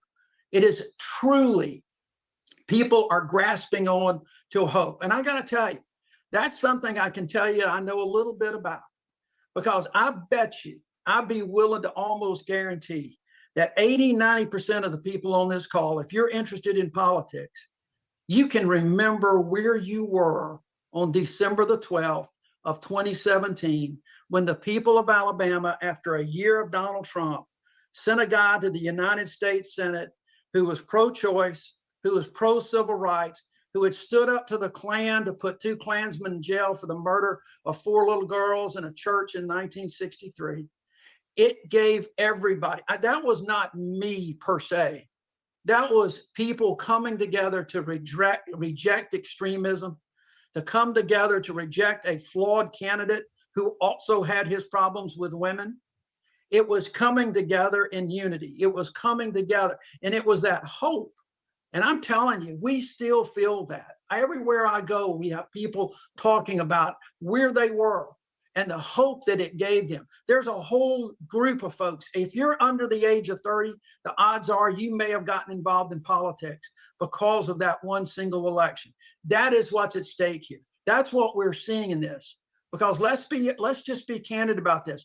We all thought that with the election of my friend Joe Biden, I've known Joe Biden for 46 years. He's one of the most amazing individuals I've ever had the honor of knowing. And he has been such an amazing president, the kind of president I always knew he would be from the first time I met him in law school in 1979. I always knew he would be a great president. What we have seen recently, though, when he was elected, when he and Kamala were elected and people were excited, you then had January 6th. And all of a sudden all of that euphoria was a little bit shattered. We've never seen that kind of shit before. It was unbelievable what we were watching. And then for 48 hours, we saw hope again, because we saw one Republican after another stand on the floor of the United States Senate, on the floor of the House of Representatives, and denounce Donald Trump, causing January 6th, causing the havoc that was created at that Capitol, causing the deaths. Oh my But God. it lasted about 48 hours. And then all of a sudden, where we lost some of that hope, where it began to slide, is as great as this administration has been, we saw Donald Trump getting indicted, but gaining popularity, getting accused of all sorts of things and getting judgments. And then he got convicted of a felony, and he got even more popular. And then we shot him in the ear, and he got even more popular. And then they fucked it all up with the RNC. Who believe in freedom, who believe in the rights of individuals, equal rights of individuals. That can be pretty dejecting, no matter how you feel about your candidate and how you feel about what they're doing. That can be pretty dejecting to see the splits in this Cindy, I country appreciate and you. the other Even if side it seems like I hate being all conservatives, I don't hate you. You're dominated by a guy who wants to be a dictator on day one. And so now, all of a sudden, with one of the most selfless acts of courage, political courage, that we have seen surely in my lifetime, and I'm probably older than most of you on here, but certainly in my lifetime, probably in generations, one of the most selfless acts of courage we've seen Joe Biden step aside. And all of a sudden, the excitement was there. People all of a sudden saw Kamala Harris in a different light.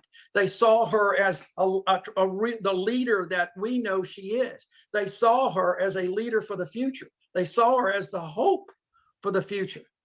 That's what this is about.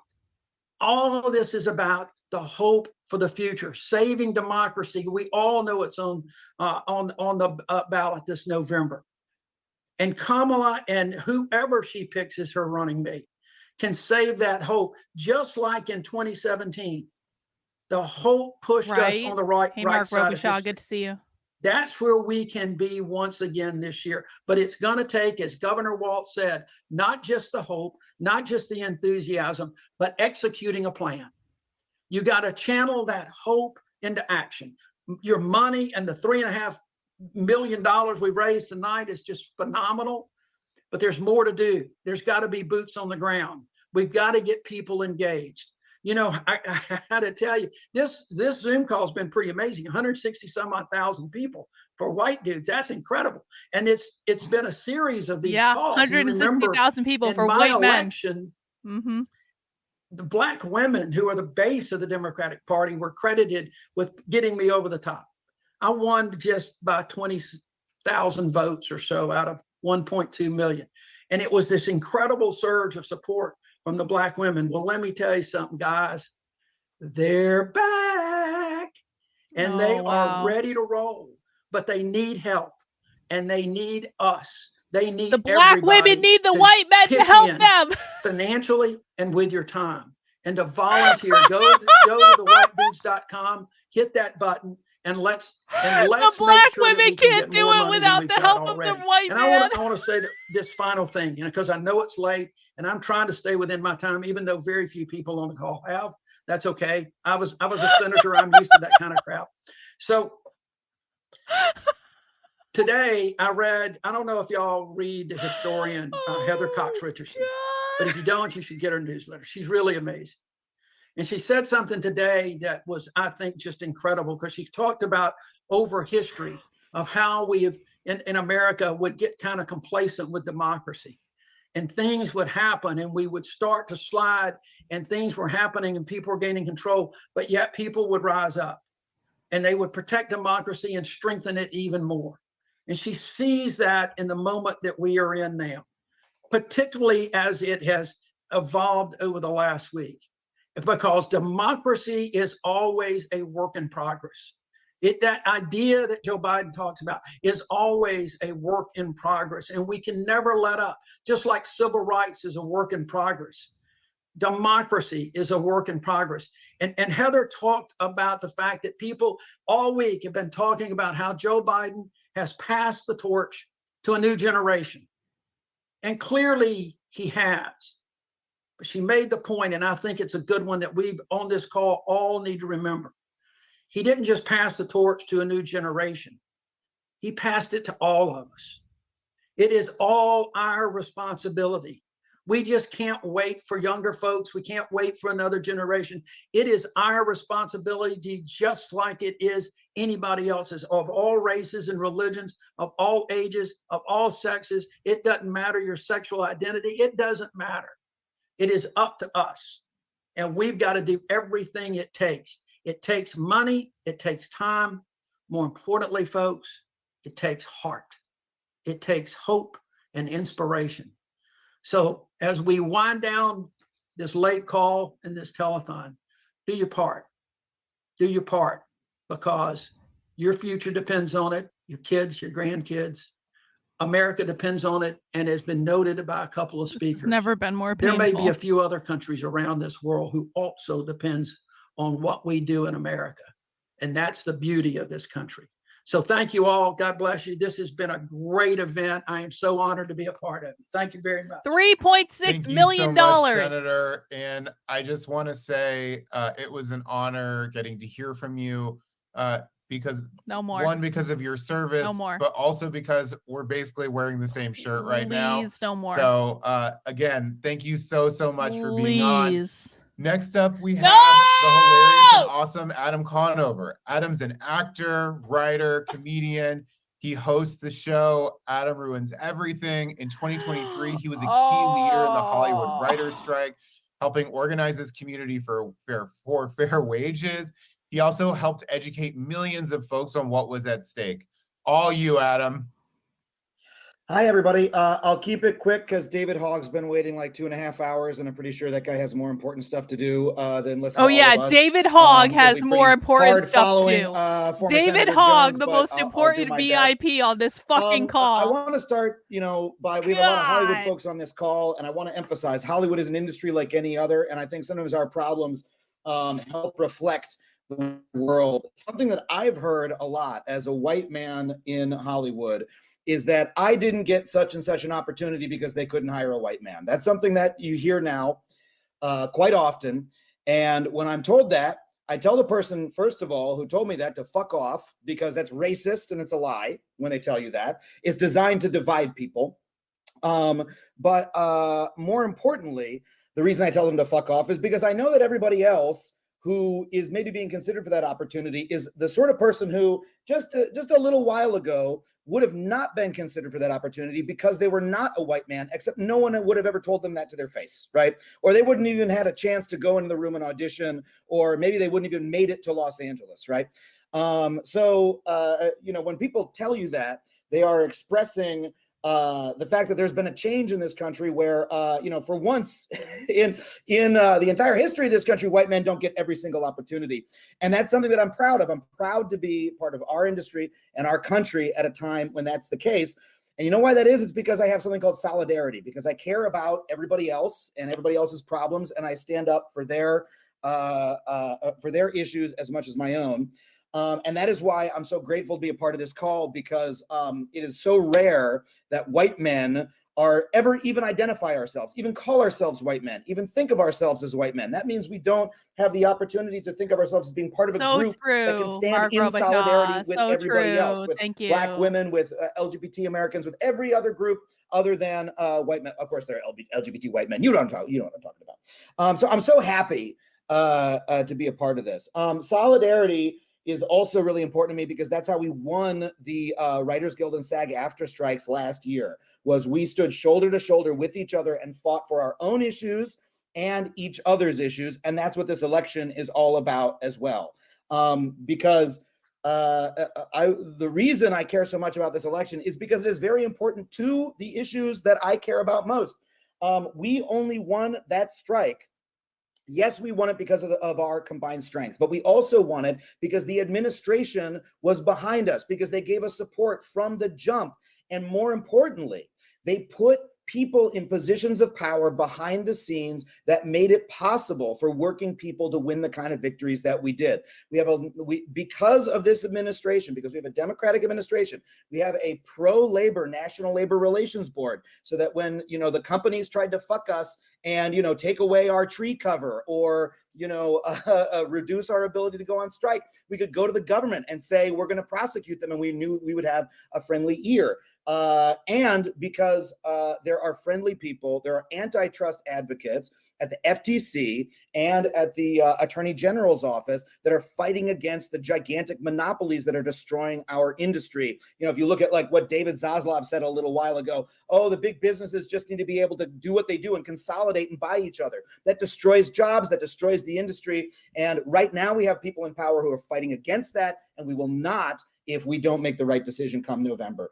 Now, something very important is that, and another reason I'm a really big fan of this event is there's been some reporting recently that some very wealthy business interests would really love the upcoming Harris administration to change some of those pro-labor policies, some of those anti-monopoly policies, and bring in some bigger business policies. And they're trying to make some big donations to try to make that happen. What is so cool about this event is that this is a small dollar donor event. And by raising a lot of money in this event, we can show that the voices of average white dudes matter more than the rich CEO white dudes up at the top who are trying to, who are just trying to keep everything for themselves, right? And so that is why I really ask you to smash that donate button as much as anybody else. But my most important call to action for you is that we are told so often in our political culture, and there's a risk of it happening in this event as well, that all that matters from us politically is our vote or our donation. All you can do to help with politics, you can vote and you can, hit the donate button. Hitting the donate button is very important. Voting is very important. Those are both mandatory, but those take away your agency. You are not purely a transaction to be given to someone else's political party. You are a part of democracy itself. I really love that Senator Jones made this point. Democracy is us. That is what I learned when I was part of the strike, is that we made it happen together through beating feet, through walking back and forth on the pavement with signs. And so if you really want to have an effect this election, don't just donate, don't just vote, get the fuck out there and knock on some goddamn doors, especially if you live in Nevada, Arizona, Pennsylvania, any of those places, or an adjoining state. Get out there and actually do some work. That is, and not just for the presidential election, for your local races, go to your city council meetings. Participating in democracy is the most important thing you can possibly do. Of course, after you smash that donate button, and please do. Thank you so much. Thank you so much, Adam. We really, really appreciate it. I'd make a joke about your remarks, but I'm scared you'll debunk me. I also can't believe I just read that one. Y'all, there's still time to get your dude hats, but definitely not the pointy ones. Give your dude cash, sign up your dude friends. You can buy a hat on the, hit the button on the website to go buy one. I think we've sold over 5,700 so far. Keep donating, please. In the last little bit, we've raised about $200,000. We want to get to at least 400 before we get off the call tonight. And now we're going to hear from our next guest, Tony-nominated actor Rory O'Malley. He is best known for his role as Elder McKinley in the original Broadway cast of Book of Mormon. Rory, thanks for being with us. And also, I just want to say you did a lot of organizing for this call. And I just want to say thank you for being an organizer. Thank you so much for having me. What's up, my white dudes? Ross, it was my honor to do anything for this call. I want to thank you and everyone who's been a part of it, and all of you. How are you guys surviving? How are we making it through this? Because I'm about ready to tap. Even though we're committed now. We're gonna make it to the end, but that this has happened. I kind of want to I'm here myself because right I'm now. a Not dude. really. I'm being clearly very colloquial. I white. don't I'm mean it. representing I didn't kill myself. pasty white Thank you, Mark Robichaud. contingency of the delegation. And I'm voting for Vice President Harris because she's a candidate that stands for justice, for freedom, and the future. She's the embodiment of the backbone of the progressive movement. She's a woman, more specifically, she's a Black woman. And Black women have been showing up to elect progressive white dudes. She is not only a woman, generations. she is a Black and it's woman. Time we show up. But she is not a DEI hire. So And I don't am say challenging otherwise. everyone listening to this call. Yes, donate, but please, please, over the next 99 days, volunteer. You volunteering as a white dude over the next 99 days will be so never powerful. going to Make stop. sure that these women We're going gonna to be stuck here forever. volunteering for progressive causes see your face on phone bank Zooms.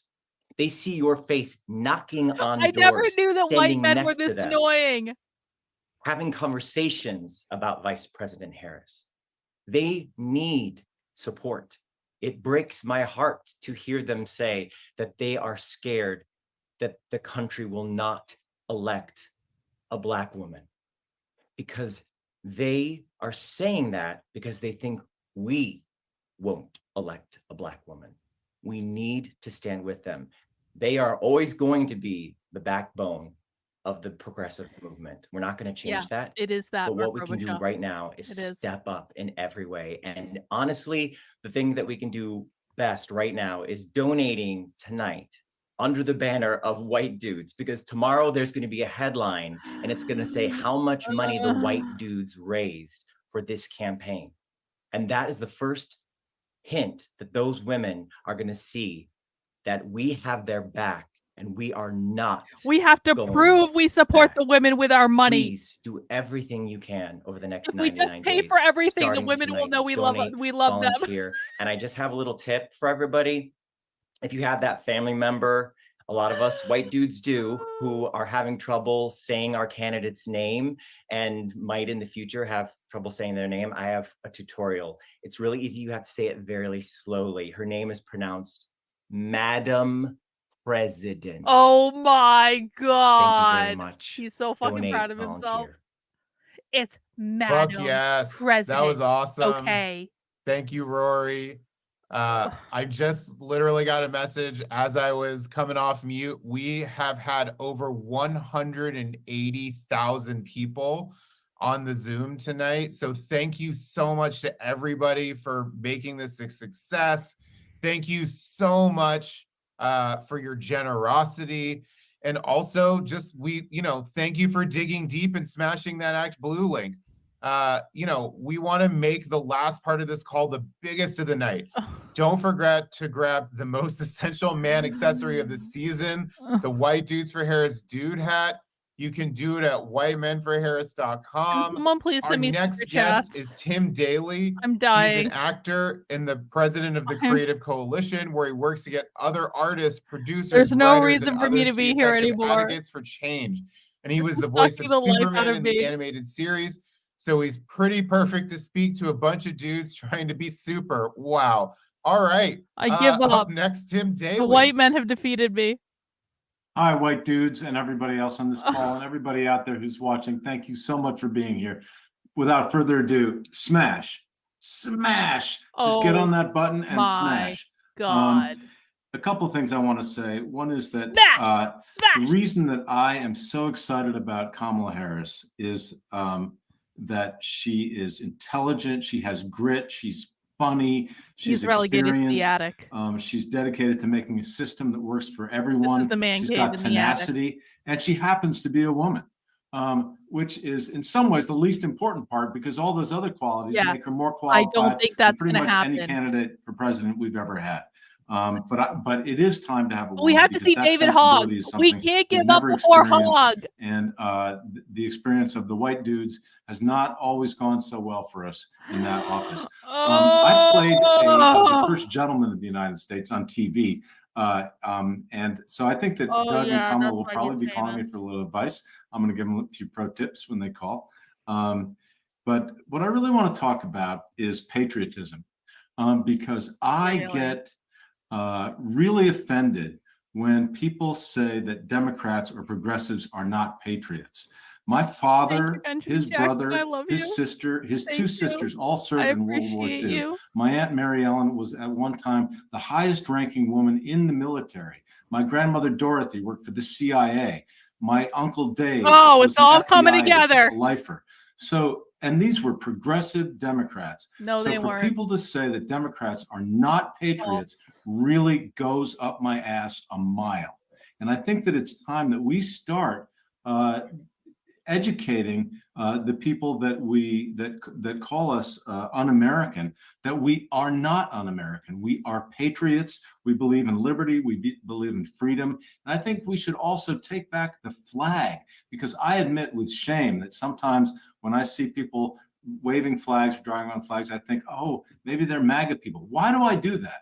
I want to wave the American flag. I want us all to wave the American flag as we I can't even donate wave money the American to this flag campaign, anymore. as we volunteer and walk out there and get people registered to vote and convince them They'll that think I'm Kamala Harris campaigning for is the the Klan. best possible candidate for the highest office in our land. The other thing, and I'll close with this, is that as president of the Creative Coalition, I have helped and been instrumental in saving my organization, that is, has been instrumental in saving the National Endowment for the Arts numerous times. The first time we saved the National Endowment for the Arts, I thought, oh, that's it. Okay, we're done. I appreciate Guess what? The next year, the budget comes out and someone wants to zero out the National Endowment for the Arts, and we have to fight it again. So I would say that as we donate our time to this campaign, and after Kamala wins the presidency, we cannot stop. We got to keep our foot on the gas because you have to do the same thing over and over and over again to keep it from going backwards. So after the presidency is won, let's continue, all us white dudes and everyone else, to push for the things that we love, our liberties, our freedoms, and a progressive environment, because time only goes in one direction, and that's forward. And as much as the other party would like to go Time backwards, only it goes ain't going to forward. happen. But it's It us doesn't go up to us back. to protect We must move forward our movement in a towards positive and progress. forward and progressive direction. Thanks, everybody. Thank you so much, Tim. We really appreciate you being on here. Thanks, Mark And Robichaud. I do hope Yep. that you Kamala get a is a call woman, about being and she's a black, and first she's gentleman on smart, television. but she's also black Our and next a woman. speaker is David Hogg, who rose to national prominence as finally, one of the most Hogg. effective voices against gun violence Hey, after the thanks, tragic both of and us. shocking I appreciate you. shootings at Marjorie Stoneman Douglas High in South He Florida. wasn't He even has since distinguished there. himself as a fierce advocate for increasing civic participation among young people and is the founder of Leaders We Deserve. David, you're on, and also would love if Whatever you want happened to to talk a his little pillow bit about company? Governor Walz as well.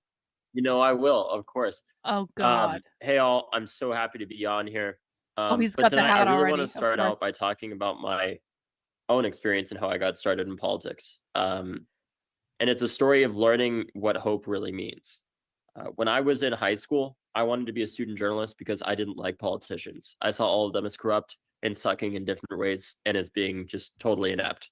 And I wanted to They do are all hit corrupt, pieces on them and they do effectively. all suck. But All of over the them. past several years, I have had my own Even Trump. They all suck. criticisms and distrust challenged by our own successes. After Parkland happened, many people told us as students, I was 17 years old. Many of my classmates were, 14, 15 years old, that it was terrible what happened to us. The pollsters and pundits would say this over and over. It was terrible what happened to us in Parkland, but Florida will never change gun laws. Things will never get better, and you guys are dumb for even trying. And we said, okay, watch us. And it wasn't because we were necessarily hopeful. It's because it didn't matter, right? I feel like there's too fine of a line between hope and delusion. A lot of the time, hope can feel delusional. In our case, we didn't care what people said was possible. We were going to change the things that people considered possible to make them possible in the first place. So we showed up at our state legislature, and we actually raised the age to buy a gun to 21 in Florida. And we passed an extreme risk protection order or red flag law that can disarm people that are risk themselves and others. And people say all the time that criminals don't obey gun laws, and that's obvious. They're criminals by definition. They don't obey laws. But it's important to note the shooter at my high school was a criminal, but he was not a criminal mastermind. He was a 19-year-old former student who was able to be legally armed with an AR-15 and was able to continue legally owning that weapon despite threatening to shoot at my high school multiple times and being reported to law enforcement, the FBI, and other agencies over and over again. And because of the passage of that law after Parkland, that red flag law that can disarm people that are at risk to themselves or others with the right to due process and counsel, I've seen it impact my own life. My mother got a threat from the NRA, from a supporter of the NRA, that said, F with the NRA, and you will be DOA. And we used the law that we passed after Parkland to disarm the man that threatened to kill my mother. These laws save lives, right? The shooter at my high school, he was a criminal. He wasn't a criminal mastermind. He didn't have deep connections to the black market or the cartel or anything like that. He was a deranged and racist 19-year-old that wanted to go out and kill students and teachers. And that same law that may have very well saved my mother's life has been used over 12,000 times since Parkland.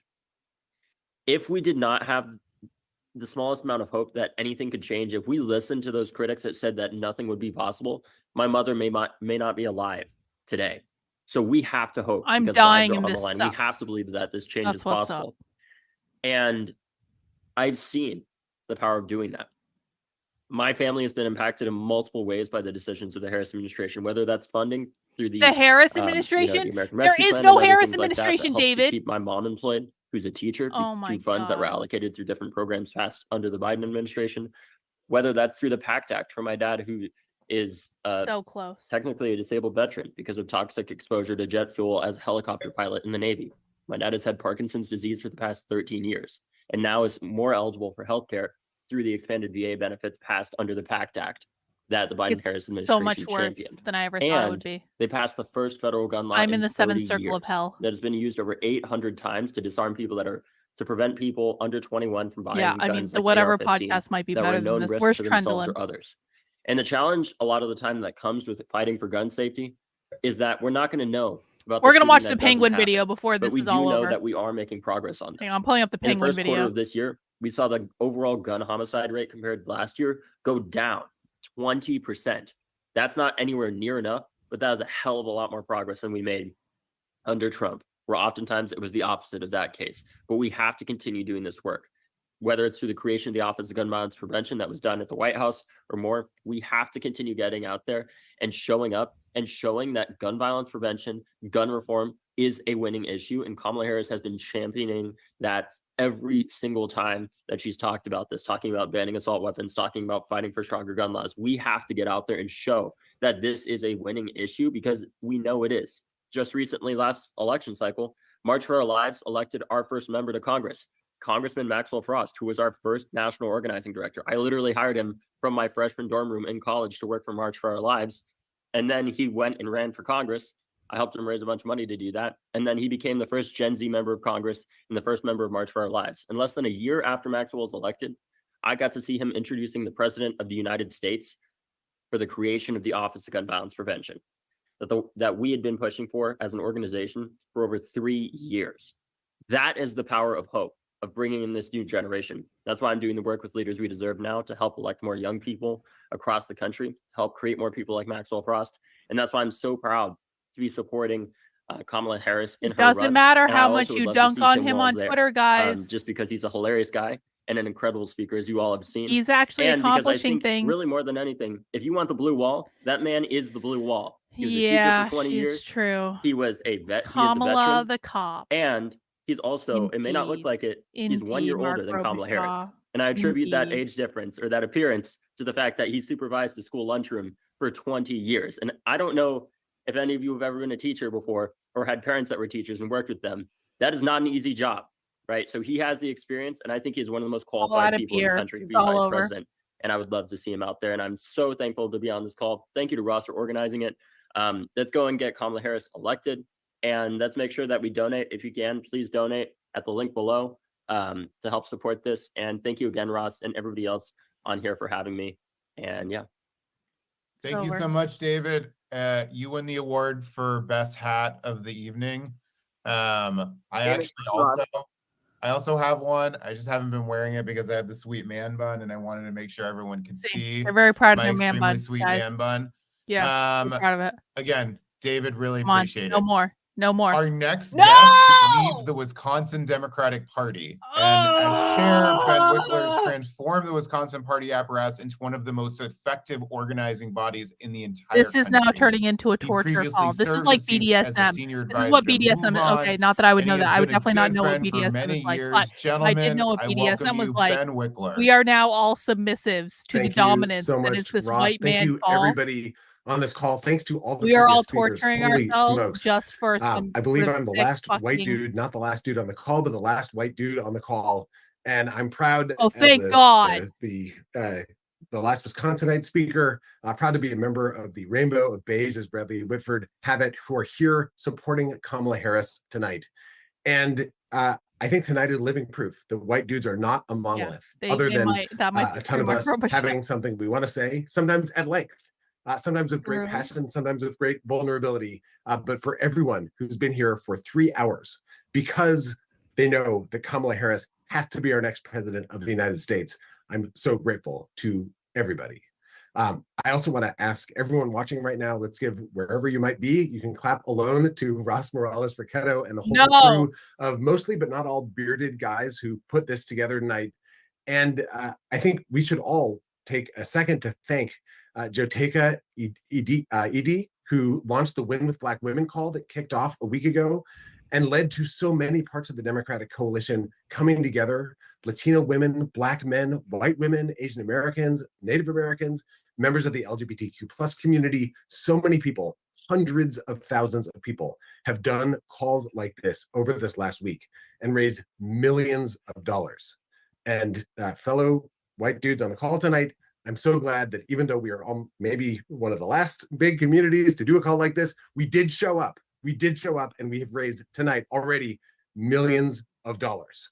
Now, I am not myself a billionaire, but I'm going to pledge myself to match the next $10 donation that happens on this call. So if someone donates $10 right now, I'm clicking it. All right, boom, done. Someone else out there, if you can match $25, I bet we could together raise more than $70 together in this moment, which would help put us past $3.5 million, which is unbelievable in the course of these 3 hours. I will match the next $20 in super chats. I want to share with you. I will give myself an additional $20 to go buy 4 beers for Friday. Click that if button someone sends me a $20 super tip chat, I levels will are match blue. that $20 super chat. And I will get, if someone sends me a $20 super chat, I'll get a really high alcohol content like fancy beer. I will spend $40 on beer instead of $20 on beer for Friday. Blowouts, by the way. I would love to see something like that this this year. $20 super But chat. 4 of I them will came down to match less the than 1 $20 point. super And in chat with 2016, $20 of that my meant own Hillary Clinton to losing buy by the most alcohol content beer in the 22,748 votes. store for In Friday. 2020, Biden won by 20,682. Tonight, we've had more than double the number in the margin of victory from 2016 and 2020 put together, that number of people on this call.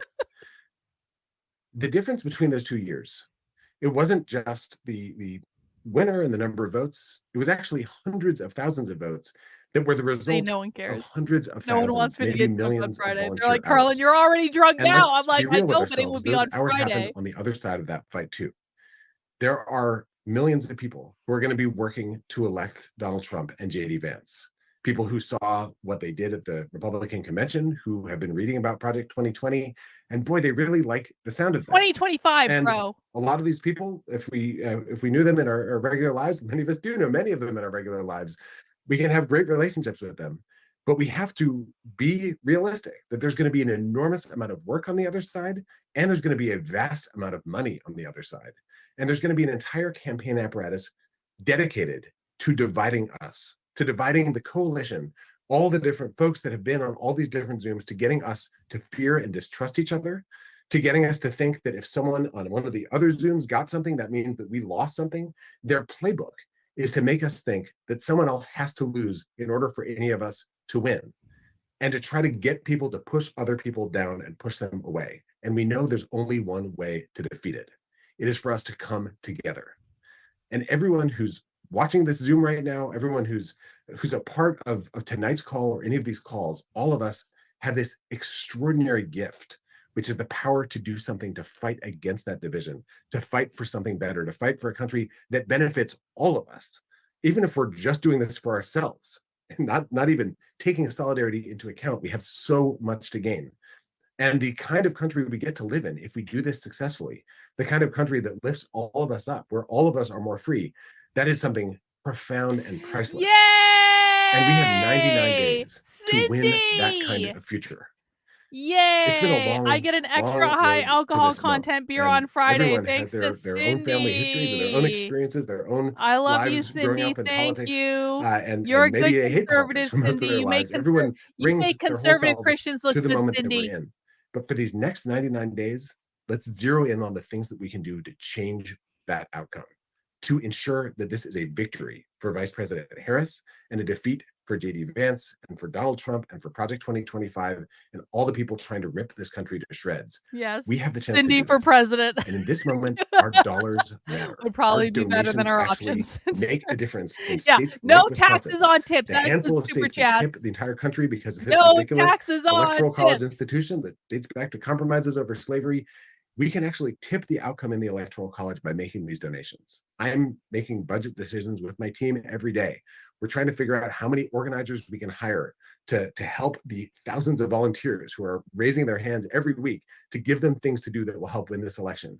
We're figuring out how many yard signs to print and distribute and barn signs to send out all across our state, how many clipboards to buy and hand warmers when it gets cold, because we'll be knocking through snow as we get to November in Wisconsin. And you'll see the same thing in No, you Minnesota and a won't. bunch It of will states not around snow here. until We have to make these decisions based on scarce See, resources. my husband just turned off And the when light you to go to donate, bed. it He makes doesn't those know the resources misery a I'm little under bit right now. less scarce. My It makes husband's it already more off to possible bed to at say 11 yes to o'clock. doing things that we know I'm will tip the suffering balance on in this this call election at 11 and o'clock at unlock night. a future that is bright that embraces all of us and allows all of us God, to my grow and husband has thrive, it so good. He and doesn't have to do prevents any a of this future shit. where we shrink He can just watch and where TV all day at his job we and fear sleep. each other and where we That's have to it. retreat and recoil and resist instead of saying yes to the world.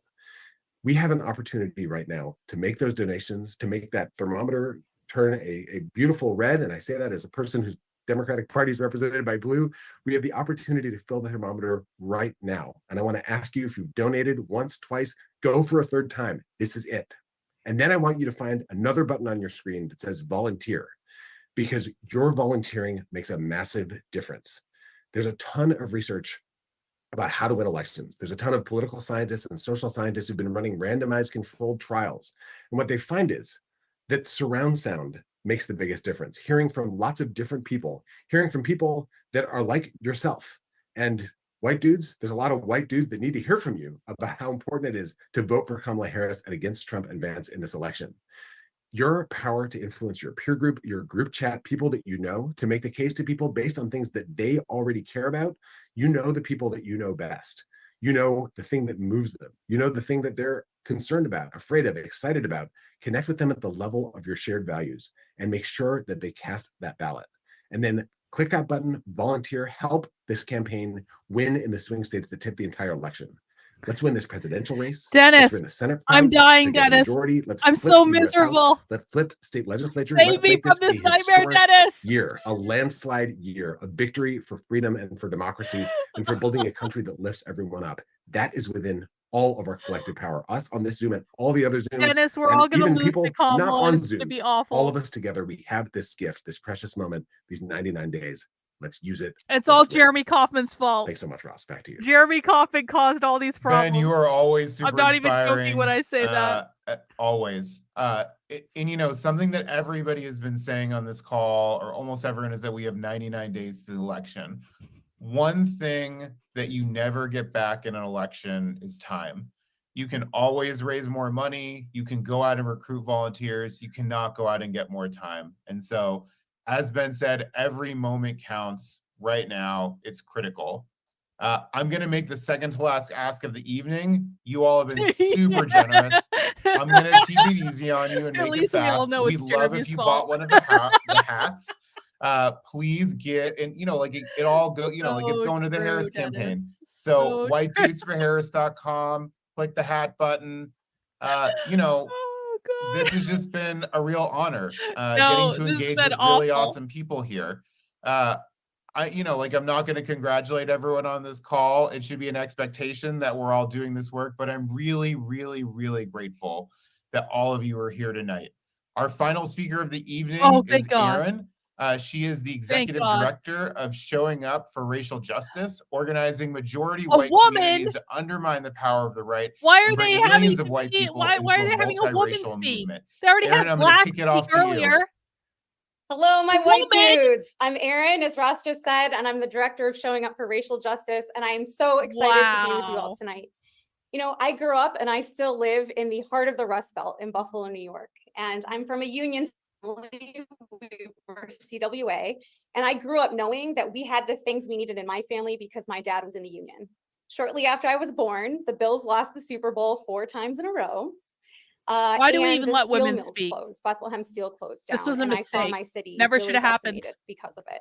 Should have And just we've been going through some shit here for decades, put right? And I've something seen over it. firsthand the ways in which MAGA forces have been pulling off my neighbors Lock and them in family the members house, year after in the year kitchen, after year. shackle And I them grew up to in the the 80s counter. and 90s, and that was the era of relentless attacks on organized labor and the birth of the Southern strategy, right? Which was a plan by the Republicans to stoke white as a way to win elections and screw all of us. So I saw this vicious combination, and it's What is what with has her led us to this forehead? moment, right? She must be Where a we've got a couple Sagittarius. of Wall Street stooges dressed up as your neighbor saying that they're your savior and black or brown people are to blame, right? I've seen dudes in my own family sold a sack of lies that racism and white supremacy was going to solve the very real pain and suffering in their lives. And so, yes, I'm What? here, you know, organizing to help elect Kamala Harris. Yes, to show up for other people, to show up for Black, Brown, Indigenous people, to show up for myself as a woman, people who are most under attack. But I'm also here fighting for the white guys in my life and in my family who I know will be better off when Trump and Trumpism is defeated. You right? will be better Because off Trump under and a Vance, black they woman know that they need president, white men okay? silent, they need white men separated, and they need white men feeling antagonistic to Trump multiracial wants to movements silence in you. order for them to Kamala win. wants to give you Are freedom. you with me?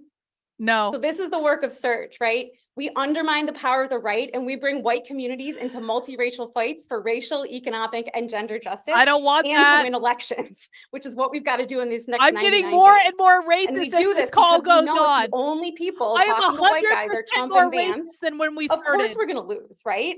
And so we have to organize in majority white communities, rural communities, working class communities, where the GOP and the right, quite frankly, have kicked our asses, right?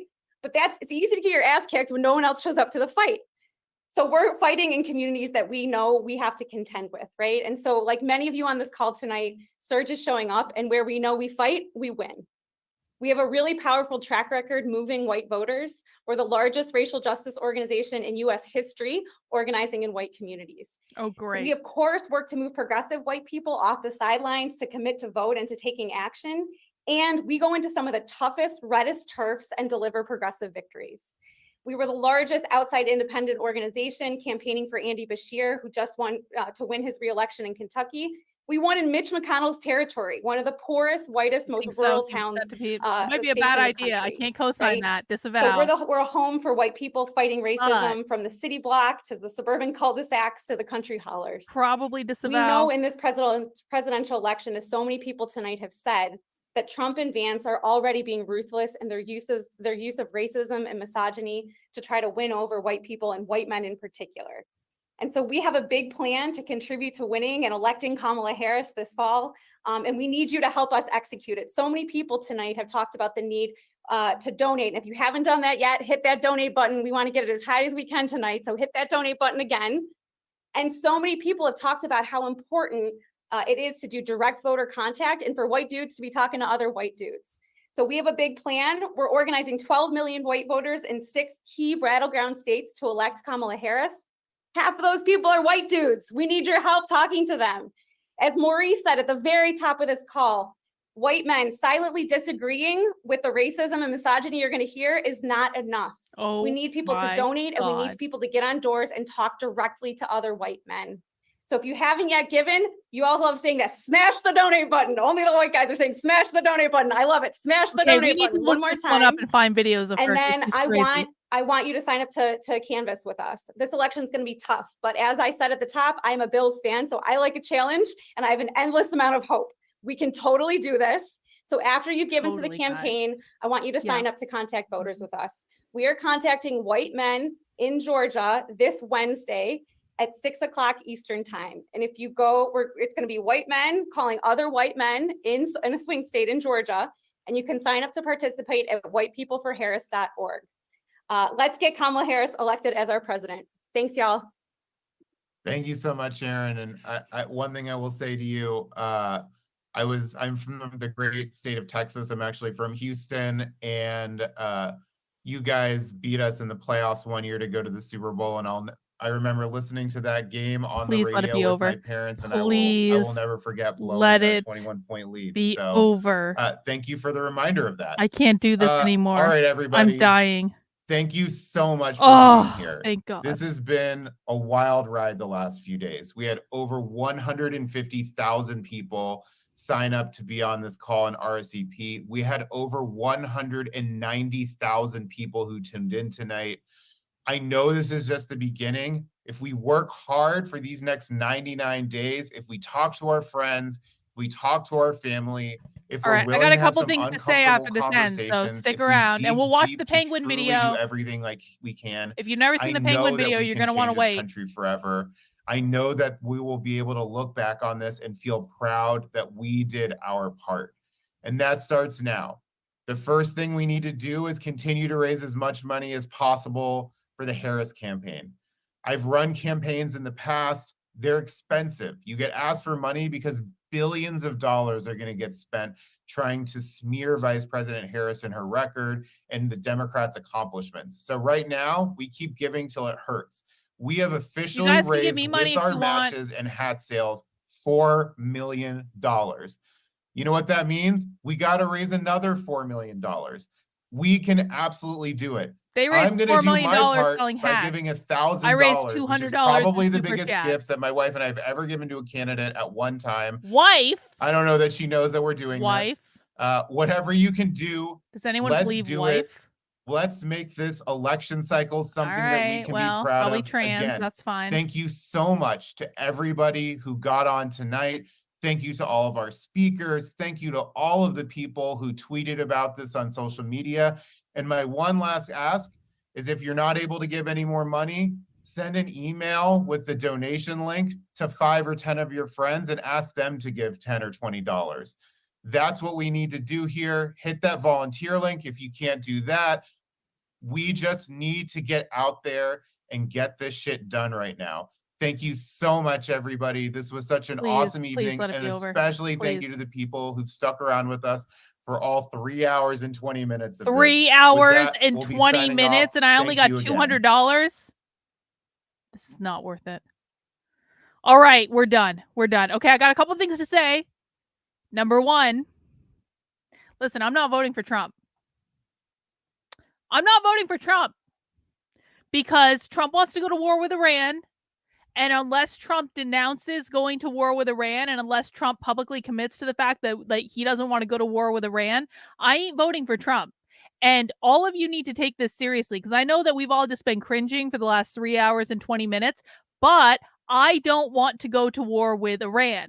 And so, listen, man, if you're a Trump supporter, you better start fucking pressuring Trump to do the right thing, and to stop fucking around with Israel, and to stop sucking Israel's dick, and to stop saying we're going to go to war with Iran. And JD Vance had better stop saying we're going to bomb Iran with the big bombs, not the little bombs.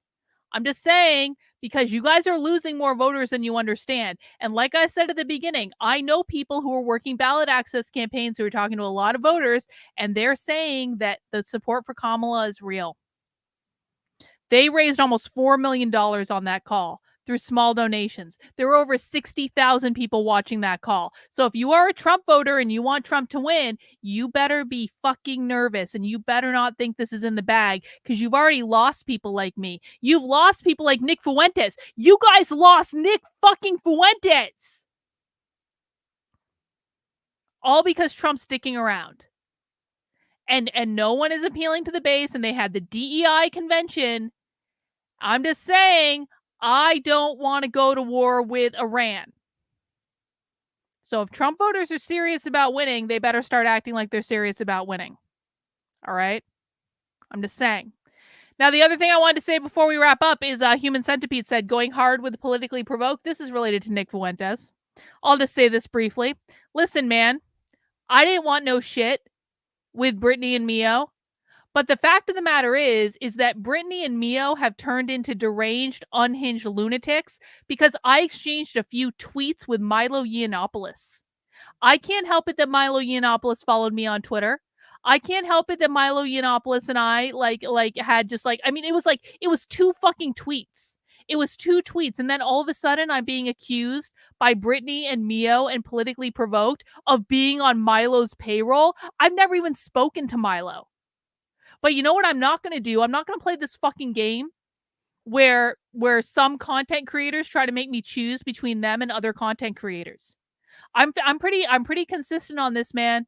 If you make me choose between someone that you don't like and you, I'm going to choose the person you don't like. And they want to make it seem like I abandoned Nick Fuentes for Milo. I haven't abandoned Nick Fuentes for shit. I will always pick Nick Fuentes over everyone unless he fucks me over, which he hasn't done yet. But who I will not who I will not select over everyone is Mio and Brittany. And Mio and Brittany can go F themselves because they were untrustworthy. They were always untrustworthy. I always knew they were going to do this. It was just a matter of when, not if. And so I blocked their asses on Twitter. Because you know what? If I want to fucking tweet at Milo Yiannopoulos, I will fucking tweet at Milo Yiannopoulos, all right? I'm not abandoning Nick. I'm not betraying Nick by tweeting at someone. I haven't even had a private fucking conversation with the guy. And I don't really anticipate doing so because there's no reason for me to talk to fucking Milo Yiannopoulos. And Brittany and Mio need to fucking cool it with starting drama and problems where there are no problems. That's all I'm saying. So no, I haven't chosen Milo over Nick. I chose Nick over everyone. But I'm not dealing with Mio and Brittany's shit. That's all I have to say about that. Thank you, Leia. Good to see you. Love you always. Stay true to what you believe and don't give a fuck what the masses want you to believe. I agree with that. I agree with that. Who here has never seen the Penguin song? We're going to have a little outro tonight. Has anyone here not ever seen the Penguin song? If you have never seen the Penguin song, you are in for a treat. This is how your kids are learning about being non-binary in school. The video that we're going to watch is played in elementary and middle schools all over the country to teach your kids about being trans and non-binary in school. You guys are going to love it. I appreciate everyone who made it until the very, very, very end. 3 hours and 20 minutes. We almost died, but we made it. And you'll love watching Socialism after this. Socialism is so much better.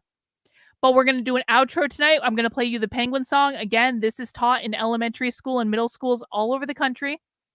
And you can pontificate about that.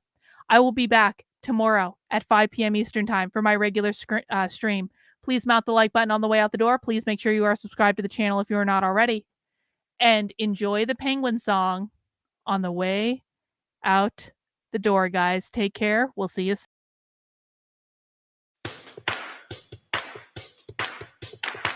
No matter how you're born, we each have the style. I'll tell you in a while exactly what I like. Ariana and Renee, they both are born girls. They go into their changing rooms. Ariana loves twirls. That's not for Renee. Pink will not do. All girls don't wear dresses, they wear pants too. Has Renee lost her mind? What's running through her head? Ariana can fix this, no is what she said. When you put it on, you do a little groove. You know you've got to move. That's how you know you've got it right. This is me, who I am. See me in full color, it's me like no other. Originality. No matter how you're born, we each have the style.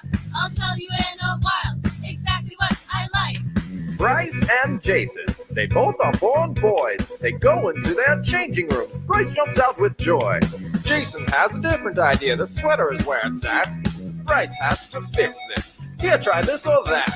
Wait just 1 second. Don't tell him how to dress. Ariana knows this. Only Jason can express. This is me, who I am. See me in full color, it's me like no other.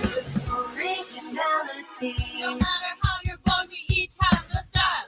I'll tell you in a while exactly what I like. Darla and Charles, one girl and one boy. They go into their changing rooms. Charles is feeling coy.